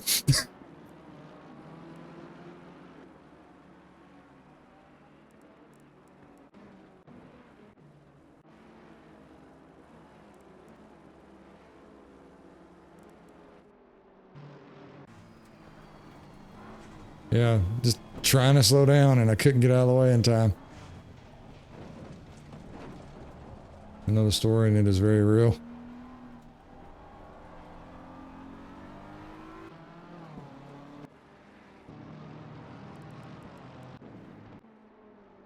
That's just funny to me. It's like, I showed in real time. So you can hear me gearing down and on the brakes. I just couldn't get it slowed up quick enough, and I didn't have enough space to get out of the way before I realized I was going to hit him.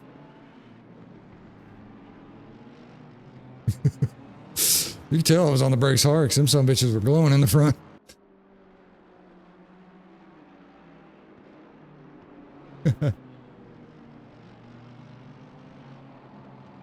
Oh.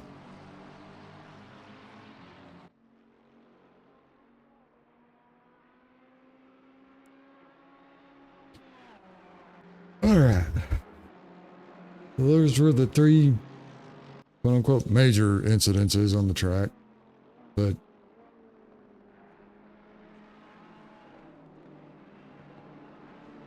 FIA is a bit bullshit organization. Yeah, we got ads starting in about 20 seconds, so.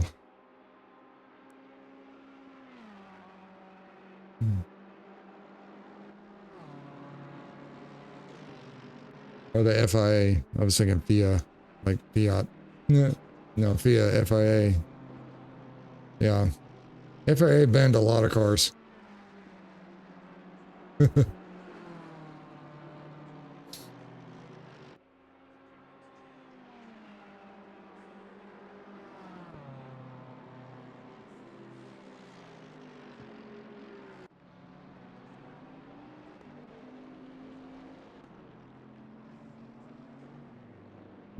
The GTR 33 won GT Championship, yeah. I can't remember the car model, but it has the perfect track record because it only raced one time and won one race. I can't remember the name of the car, the 747B. Man.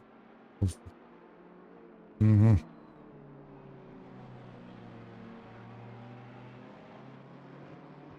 Yep. No,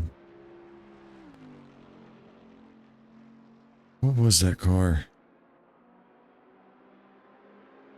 It was the only car that ran a rotary engine.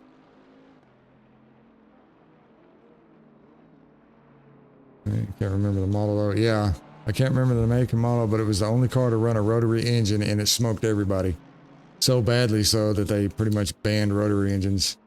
But it has like the perfect record because it only ran one race and it won it. They recently did a race and brought it back. Kind of like what they did with the G56 Mustang. Or no, not the Mustang. Camaro, I think it was. They ran it 12 hours and everybody was reporting it was the loudest car on the track. Mazda and Porsche were the only rotaries in Le Mans. Yeah, I think it was the Mazda. Mazda 747B. Weird looking space age looking car. Green and orange.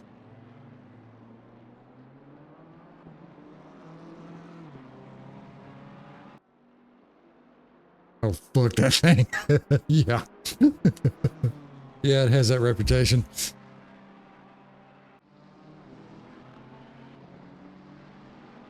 They called it like Death on Wheels or something like that.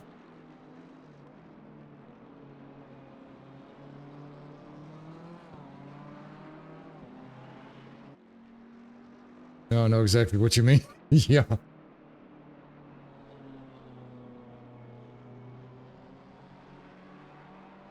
Yeah, the B56 V8 that was running the 12 hours. I think it was a Spa or something. Yeah, they said it was like the loudest car on the track.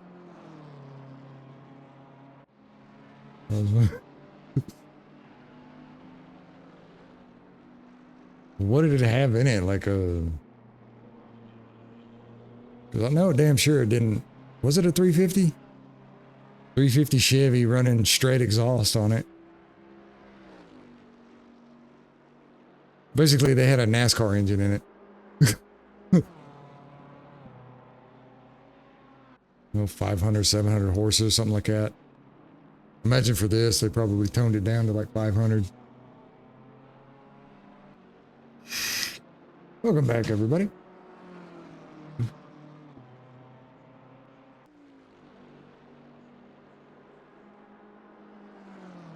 I was reading something about that.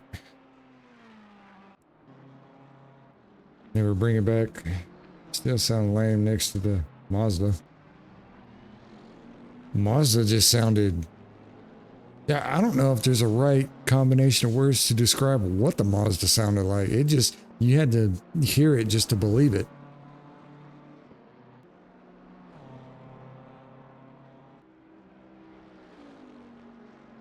But like those cars, kind of like when you look at like Group B rally racing, brought us some of the best cars on the track, but they were short-lived.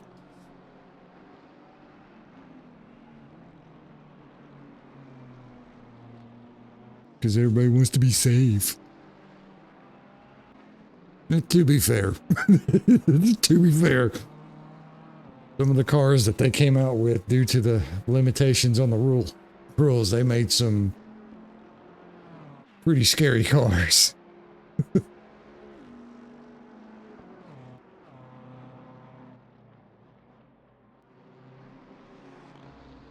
I just hate the fact that when it comes to like motorsports racing, when you think about it, it has to take a tragic accident in order for something to improve. On hill climb, holy fuck, yeah. Group B, power to weight ratio on the cars, and they allowed turbos and things like that, and that's how they came out with combinations. You had turbo superchargers. But yeah, you know, it, of course, mainly all my experience is, NHRA drag racing, NASCAR, and, you know, let's see, the American racing sport here. You know, open cart, that kind of thing. You know, the thing with like the implementation of like safer barriers and all that stuff was due to NASCAR back in 2001 at the Daytona 500. If you know, you know.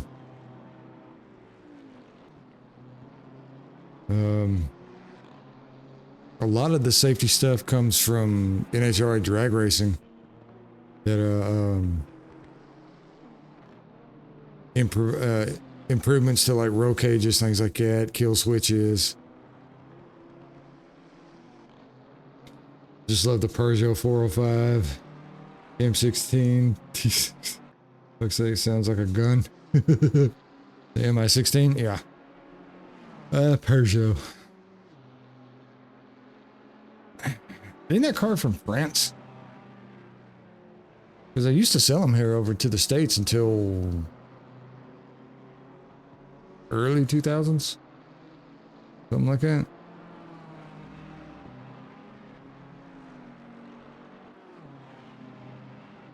One car I actually enjoyed racing, like, and we're talking old school, the car company's not around anymore, Lotus Elise. Remember that car very well from some of the Need for Speed games. Back when I was way younger. 200 built total.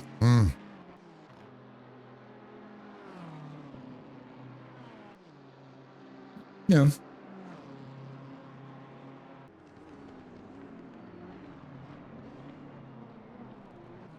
Like I said, talk about like rarity cars and all that stuff. I actually got to see, this was a long time ago. And it's something when you're like a lot younger and you like just now like getting into like the sport or something like that. But you don't really know what you're looking at until like later on in life. But I actually got to see Carroll Shelby's original 427 Cobra. Like his baby. Like I was so close to it I could touch it.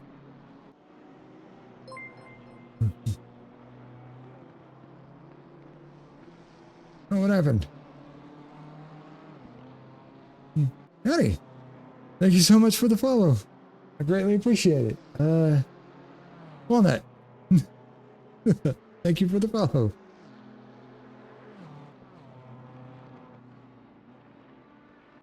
You're so jealous, yeah.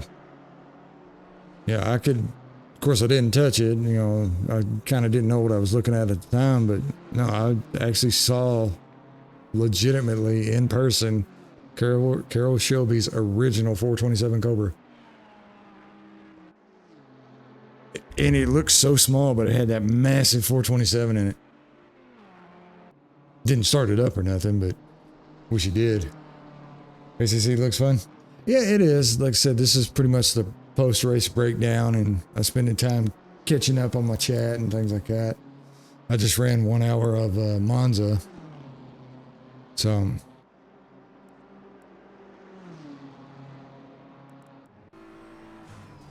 change the view real quick. There we go. Get a sense of speed going.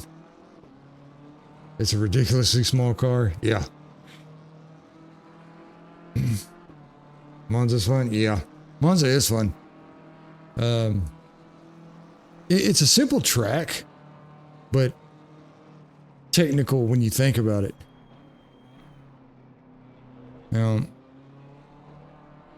I can't remember the story behind Monza, but apparently,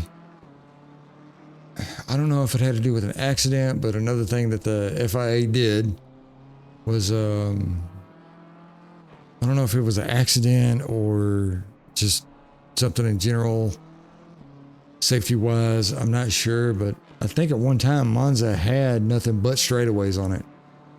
And I think the IFA said they didn't want to include tracks with any straightaways, any tracks that had straightaways longer than like 2 kilometers. That's why they ended up adding the chicanes. Beat time of a 150, 567. Yeah, this was funky. I don't know how that happened. I think mine was like a 153. Best lap on here. Like I said, I'm still fairly new to the game. What car you'd recommend for cheap transport day fun? About 6K USD. Meant to say it's a track car. I mean,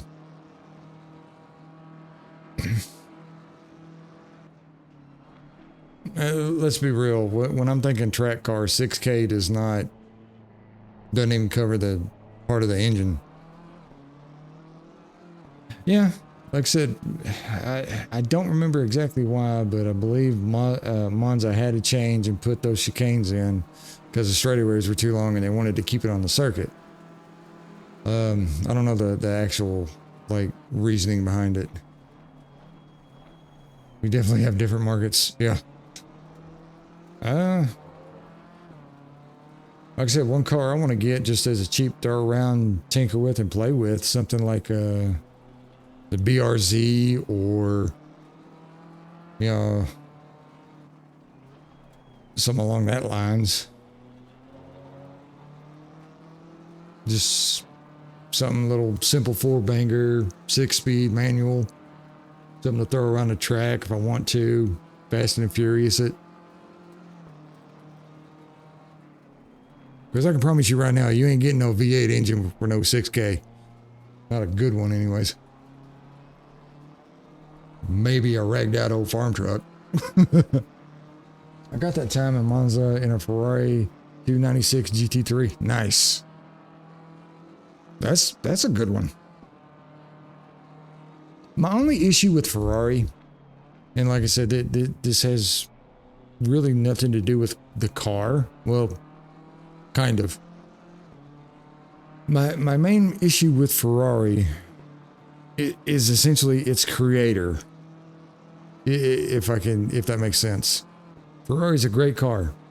Person who made Ferrari, total douchebag.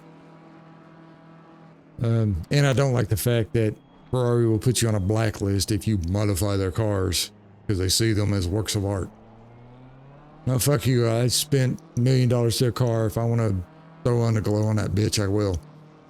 And maybe I don't want it in Ferrari red. Might want it in purple.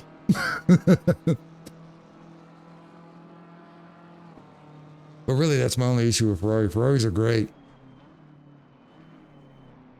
First time I saw the Ferrari FXX, I think I fell in love. And then I saw the price tag on it and I was like, yeah, I'll never own that car. I don't like Ferraris IRL, but in the game is good. Yeah.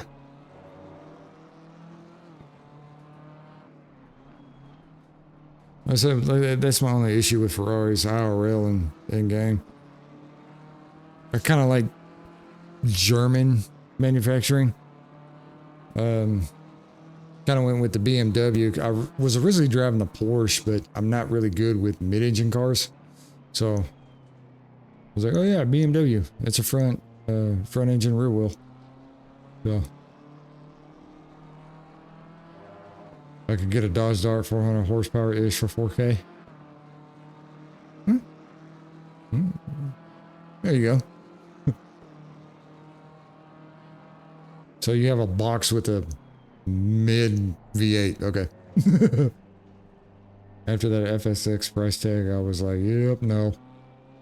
Yeah, once you start reaching into the millions, I'm already in dream territory.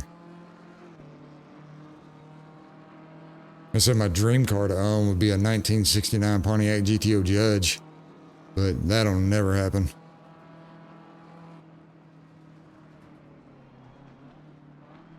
That or Celine S7.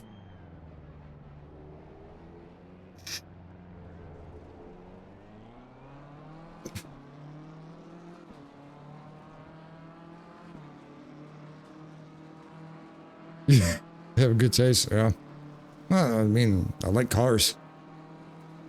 I like cars that go fast. I like cars that go slow.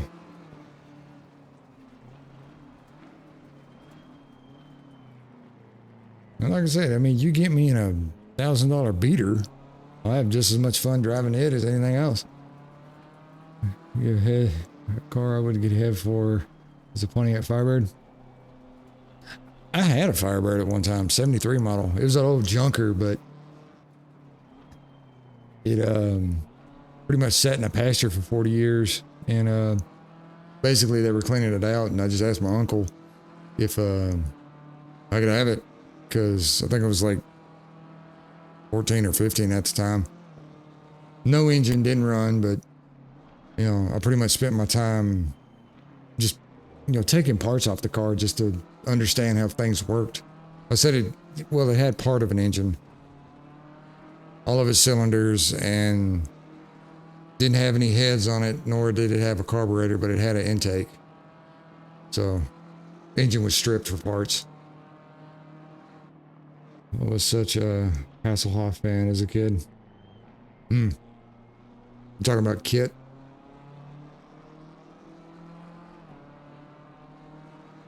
I see the go-to Firebird. So interesting thing about the Pontiac Firebird is that the Pontiac Firebird started off in Canada when the America had the Trans Am. Essentially the same car, different branding with the same company. It's kind of like how Chevy and GM do their vehicles, but this time it was within its own corporation. They built the same car, just called it something else.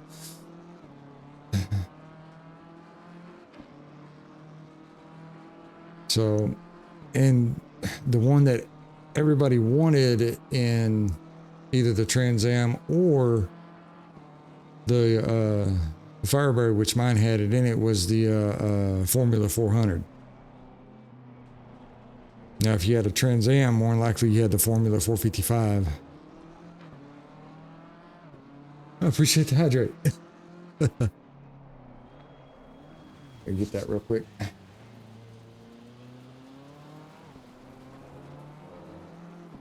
Thank you. Appreciate that. But yeah. It was because of the, that Firebird is how I found out about the GTO Judge. I was like, ooh, I like that one.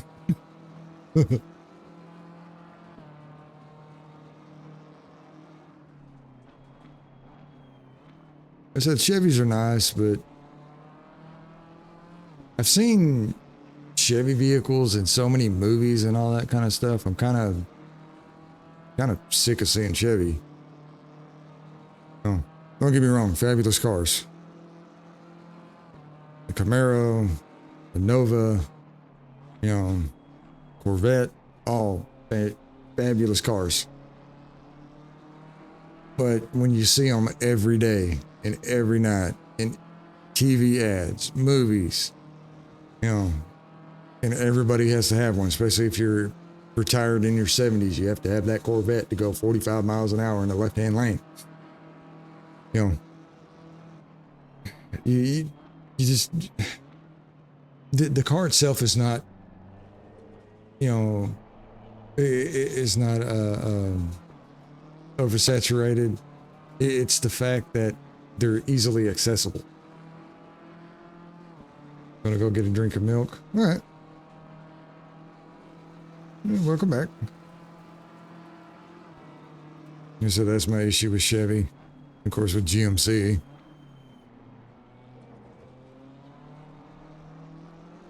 But I will say, I do like the IROC Camaros when they made those. And of course, if you're hard pressed to see one, but an old like 69 Yenko Camaro, you know, those were nice to look at, especially if you could see one like a Yenko Chevelle. But they had the big 454s in them.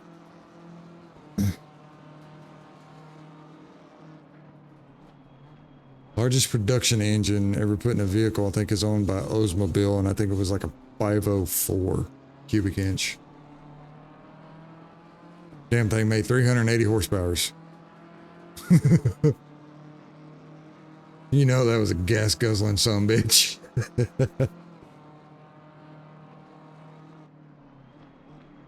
I completely forgot about that other thing. Oh.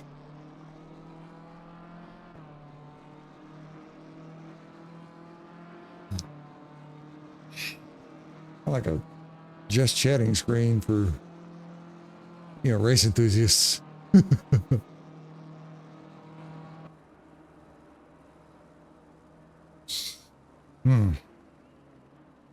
What time is it? 1:24. Oh.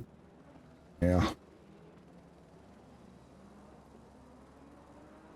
I gotta go to work at like 7 o'clock, and it's like almost 2 a.m. here. Should I upgrade to the Monza R5 from a G29? See, I'm rocking a G920 right now. If you can afford it, I say go for it. I hear a lot of good things about the Monza R5. I hear a lot of good things about it, so I say, if it's not going to put you back financially, yeah, go for it, because I do consider it an upgrade.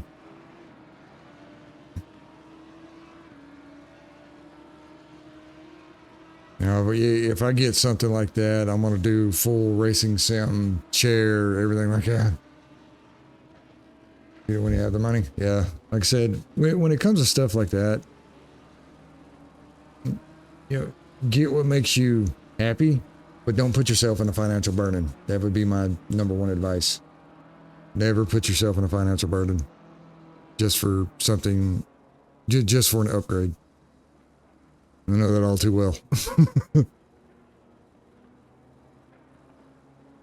Oh, tough. When I was building my PC from scratch, there were times I had a penny pinch a lot because I got over eager and bought a part. That's good.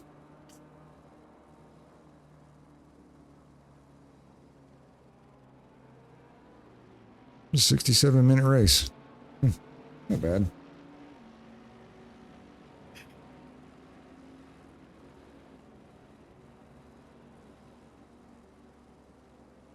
Yeah, there's part of the old track right there where they took it out to add the chicane. Because used to, where the chicanes were, the fence would go by and there was seating. So they took those out, expanded the chicane into it, and, you know, redid the track.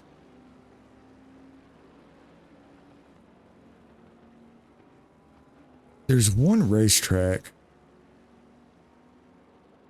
that it's on the international circuit that they may have already, you know, taken it down, but I remember seeing it back when I was playing Forza because they added it in. But there was one racetrack on the international circuit. I don't remember the location. I don't remember the track's name. But there's a part of the track to where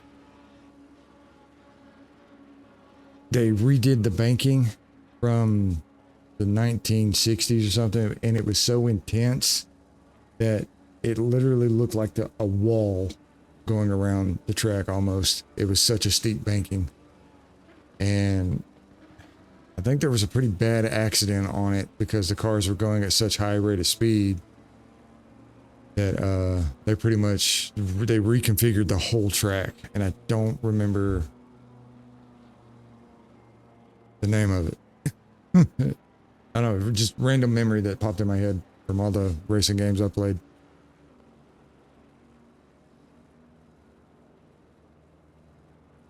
I do a lot of vehicle stuff on my streams. I do this game, which I try to do Friday, Saturdays, and Sundays, just kind of like a race weekend. In case anybody wants to scratch that itch for racing and race gets canceled or something. Do that, American Truck Sim, do Derail Valley.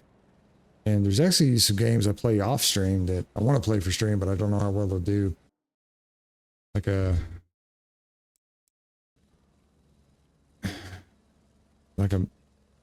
open world mechanic simulator, not car mechanic simulator. It's a different, it's something called My Garage.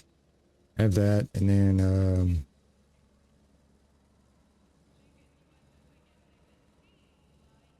kind of a open, almost like an open world adventure scary game. Something called Pacific Drive. I get that mixed up. I want to play that for stream. I just don't know how well it's going to do. But I will play other things too. Every once in a blue moon, I'll do a like a first-person shooter, like Ready or Not or something like that, which I have. Left 4 Dead, I'll play. I just have a lot of games that I need to play on stream.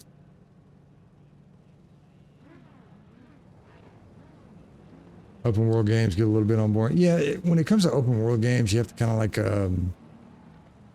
you have to really plan it out in advance what you're going to do. All right, Walnut, like I said, I appreciate you dropping by and I appreciate the follow. Thanks for hanging out with me. Get some rest, and I will see you next time.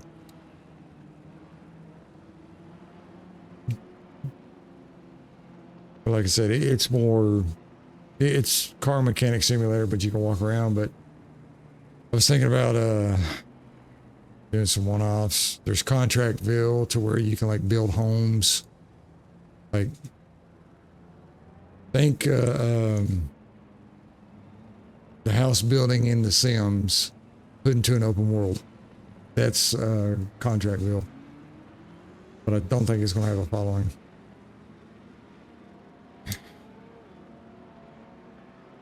I'll probably play those games whenever I get more consistent viewers just to play. It's 9:30 a.m. Upside would be nice.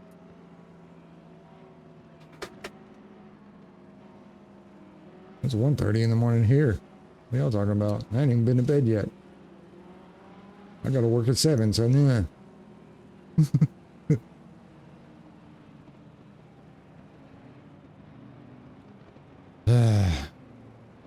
Speaking of, I probably just need to go relax and everything. That's me being nice. I know, and that's the scary part.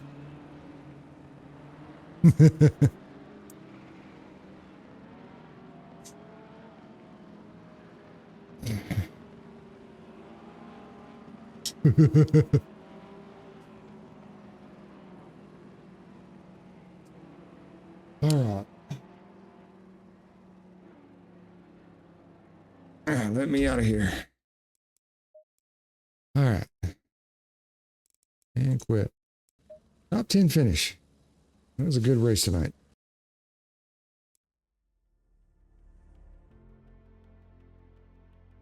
Sometimes just can't hold it in. Hey, I mean, be yourself. My number one motto is I'd rather you hate me for who I am than like me for someone I'm not. You know, that's the way everybody needs to be. Oh, my personal best, a 152. 2 seconds off. Okay.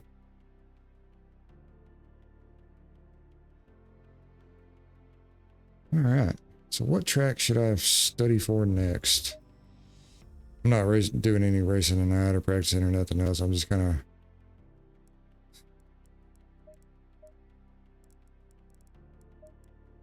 Yeah, these are all DLCs, and with LMU coming out, I might just be better off buying that game instead of just paying for DLCs for this game.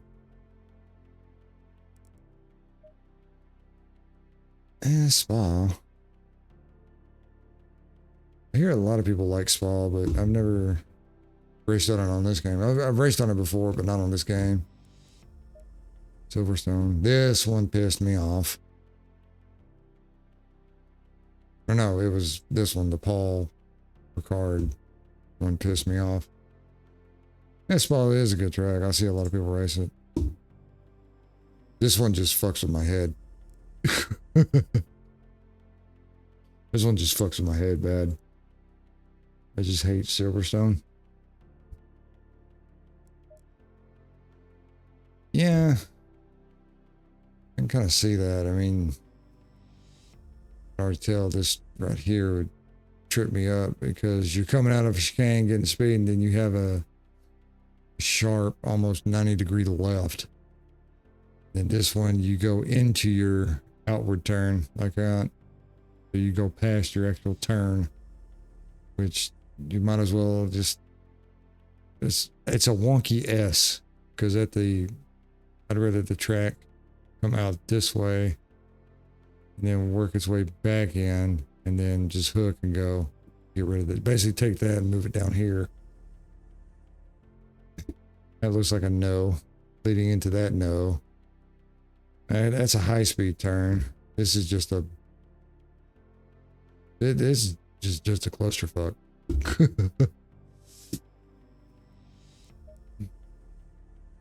I might do Spa. Like I said, I ain't been onto it. I kind of want to do this one. Well, really, I need to do this one just to prove that I can run it because last time was atrocious. North Sheffield is just pure joy. The hell's that one? Hungary. Like Barcelona. Like Brands Hatch. Like Monza.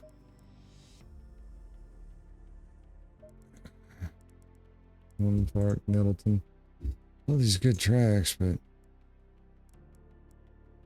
Indianapolis, Watkins Glen. I'm familiar with Watkins Glen from all the NASCAR racing I used to do. NASCAR racing games used to do. Laguna Seca, I know that one. Just to Gran Turismo. Played the shit out of Gran Turismo. Suzuka.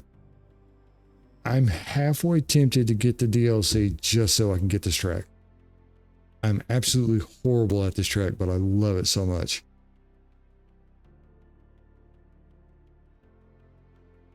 Ring or English.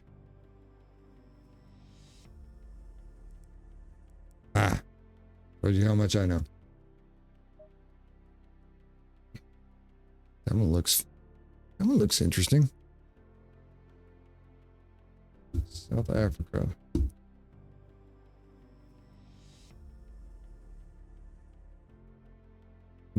Oh, fuck. Most hate Laguna Seca. Never said I liked it. I just said I know of it because of Gran Turismo.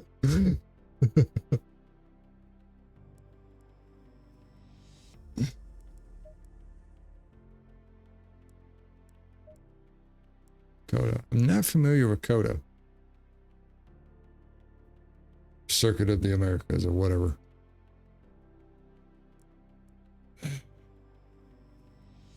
I have no idea. Indianapolis, only because of the oval, or in this case, box.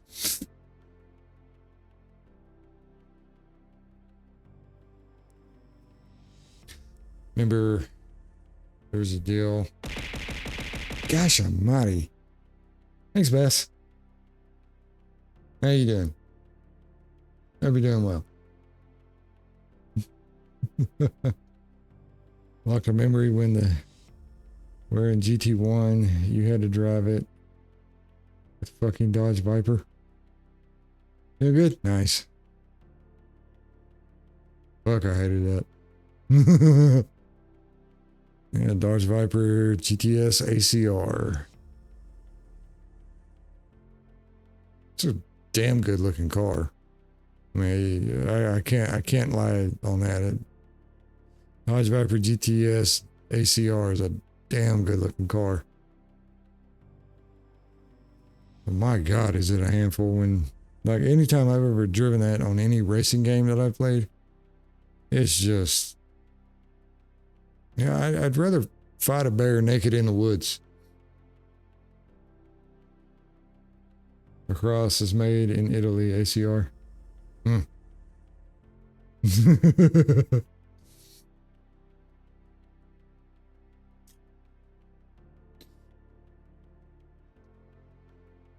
Well. Oh, mate. Yeah, what was I saying about Indianapolis? Oh, yeah.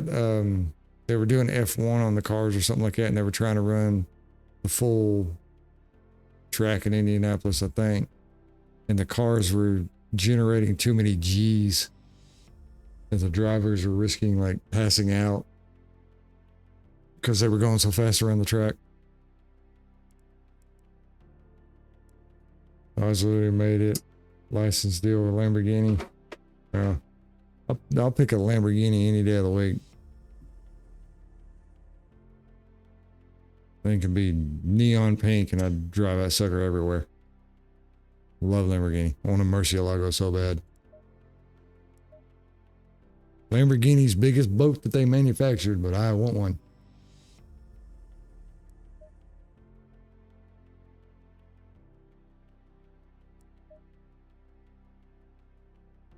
So no, Italy. Agree. Monza, we just came from Monza. Schleifen.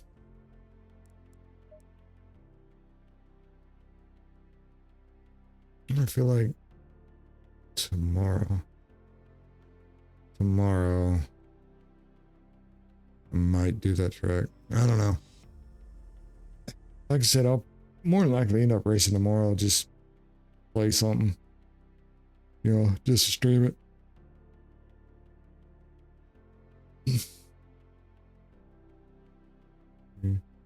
Didn't they start by making tractors? Yeah.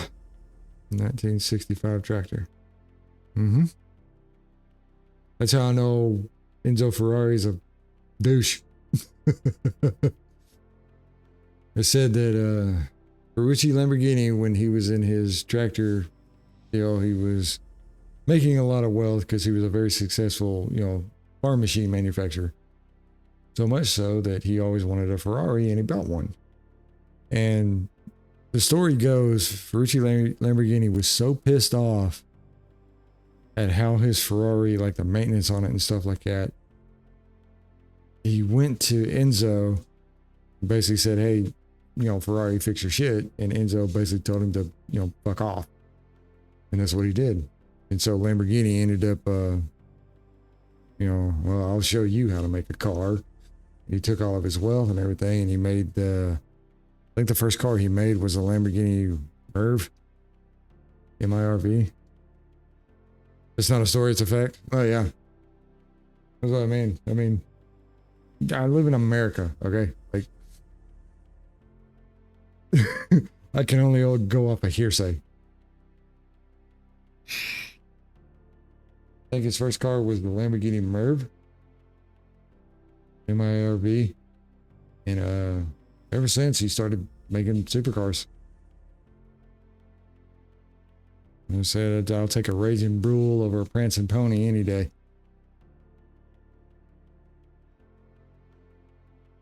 And I think I read somewhere that all the Lamborghini's cars are named after famous fighting bulls in Italy, I think.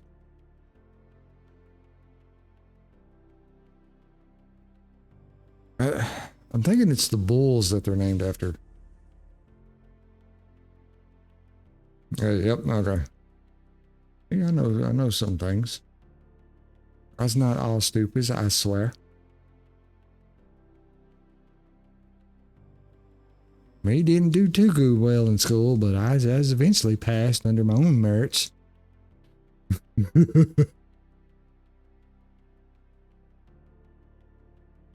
Well, the reason I knew Lamborghini made tractors because I played Farm Simulator. I think it was 2015. Had a Lamborghini tractor on there, and I said, "No fucking way." And I looked on the back of it, and it had the Lamborghini logo and everything, and I compared it to like one of the supercars, and I'll be damn, it's the same logo. You've been reading. Yeah, I'll read every once in a while. I'll turn captions on the TV if I want to read a little bit.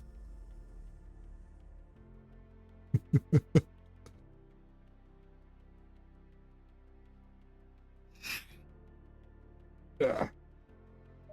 If we're going to do that, we're going to look at my car. We're going to do that. We're going to look at the sexy beast known as this car. New Lamborghini tractors are quite nice. Oh, any new farm equipment nowadays that you spend money on is going to be nice. I mean, you look at, the case tractors over here and everything like that, and hell, it's like stepping into an apartment. Built-in refrigerators, got TV, satellite, air conditioning, massage sheets, radio. Damn thing barely drives itself. Definitely not John Deere, but nice. John Deere is overrated.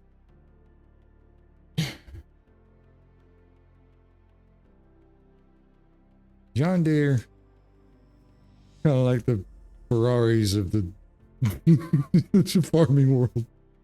Well, you don't ever hardly see them in farming games because nobody can really afford the license to it.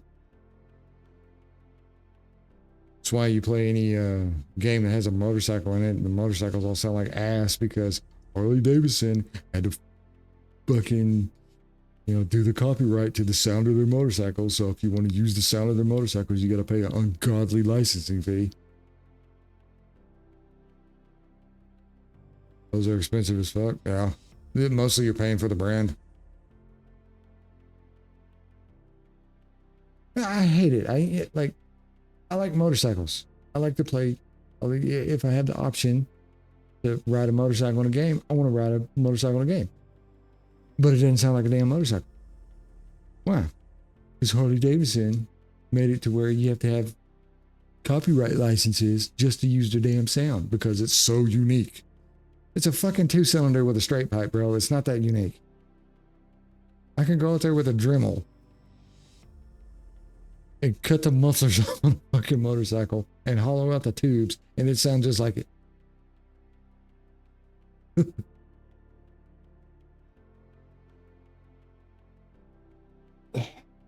All you gotta do is remove the baffles from inside the fucking exhaust on a Honda Shadow, and it sounds just like a Harley. And fuck you for making the Road King almost $50,000. Sorry, I had to get that. I had to get that off my chest. How in the hell are you going to take your boat, your fucking boat equivalent motorcycle, the Road King, which is nice, by the way, and damn near double the price of it within the past 10 years. Just because of, you know, the branding name on it, because it's the most sought after bike that we offer. We'll get a Honda Goldwing.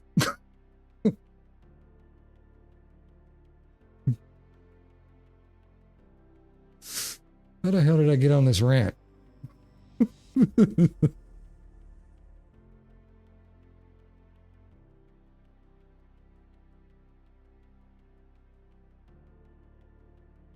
Gotta have safe emissions. Everybody doesn't like the loud noise. Well, motherfuckers can go buy earplugs. Only ones had an 04 HD Softail. Mm-hmm.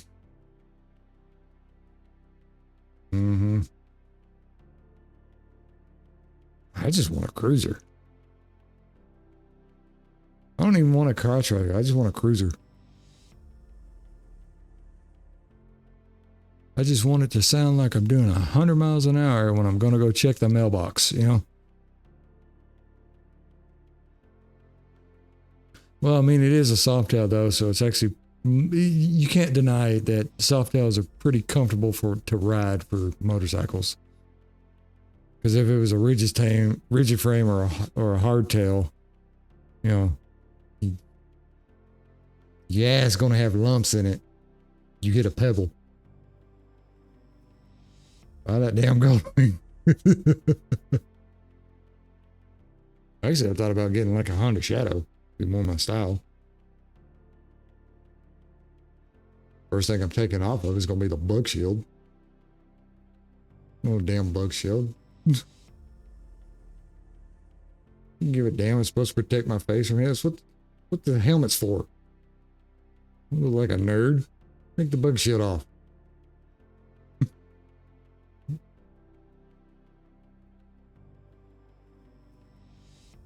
I'll accept any vehicle modification except that, the bug shield, on any motorcycle.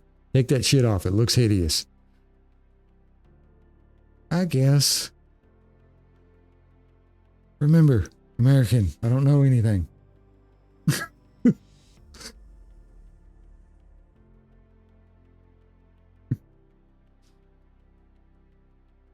piss a lot of people off. I'll call it the Kawasaki Indian. I'll piss everybody off. I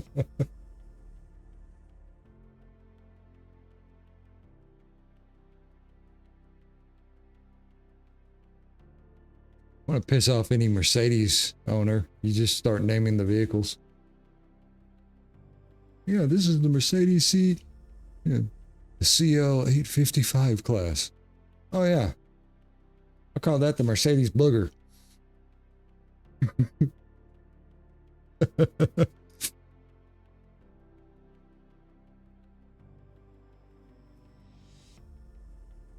Don't worry, I can't remember those dealers' infection. It's probably Yamaha. You're probably 100% right. Either that or Kawasaki. I know Kawasaki has a cruiser. If anybody says the word Kawasaki, the first thing they're thinking of is the R1 freaking Ninja. The XR Ninja or whatever. Who made the Hayabusa? Oh, interesting fact on motorcycles. Dodge, I can't remember the name of the motorcycle, but Dodge made one. I think it's called the Dodge Wraith. But they took a Viper V10 engine and put it on a motorcycle.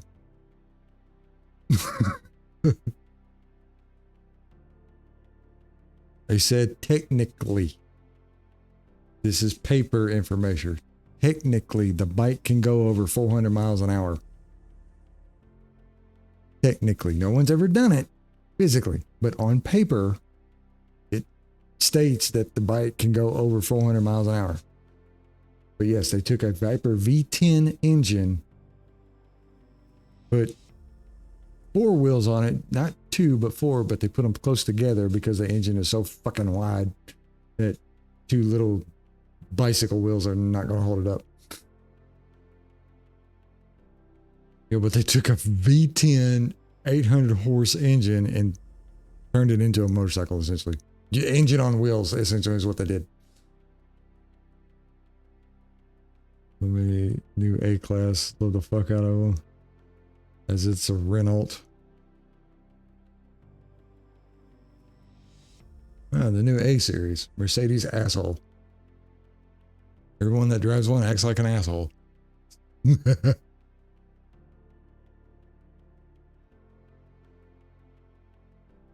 want to piss off a German? Tell them this is a BMW. They will get so mad. It's not a BMW, it's BMW. You can't imagine how pissed they are. Anytime we say BMW, it's actually, because in their language, they pronounce it BMV. I'm not even going to attempt to try to pronounce what BMW actually stands for in the German tongue, because I would butcher it all to hell, and I'm probably going to offend somebody by saying it on accident. But if you want to piss off a German person, tell them that right there is a BMW. They will get so mad. BMW. Yeah. I'm so used to that.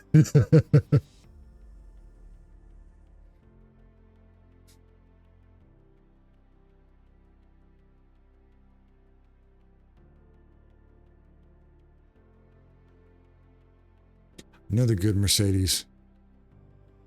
I think it only had I think it only ran in like one season internationally. Mercedes-Benz CLK GTR. That was a nice car. That was a very nice car. Rocket ship on wheels, man.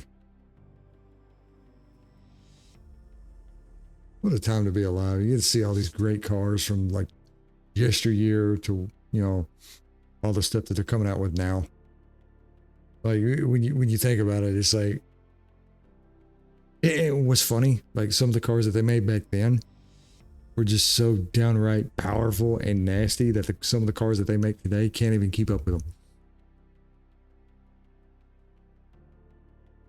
You know you made a badass car when you make a professional racer clench them cheeks whenever they hit the throttle.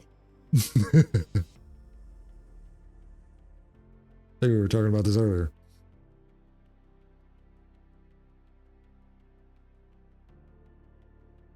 Spent 12 years in BMW Tuning Club. We had a lot of international friends. I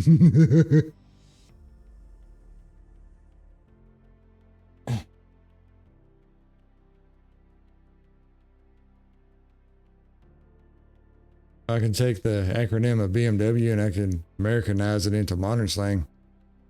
Yeah. Big Mama's Whip. BMW.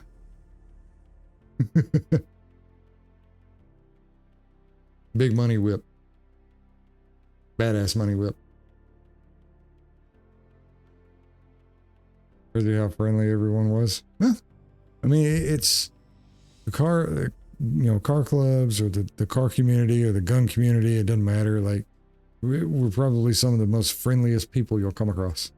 Don't care about who you are. Don't give a damn. I'm more interested in what you got under the hood. Even your states files, yeah. Pop the hood on that thing. Let's see what you got. I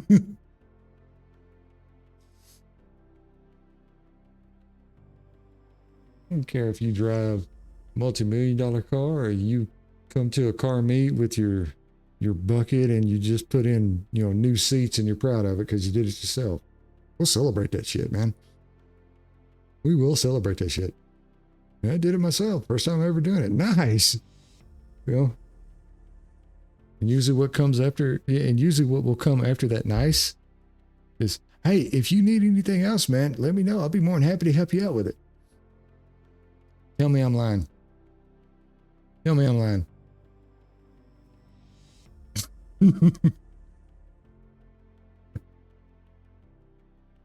The gun community, car community, essentially the same community. Our hobby is expensive either way.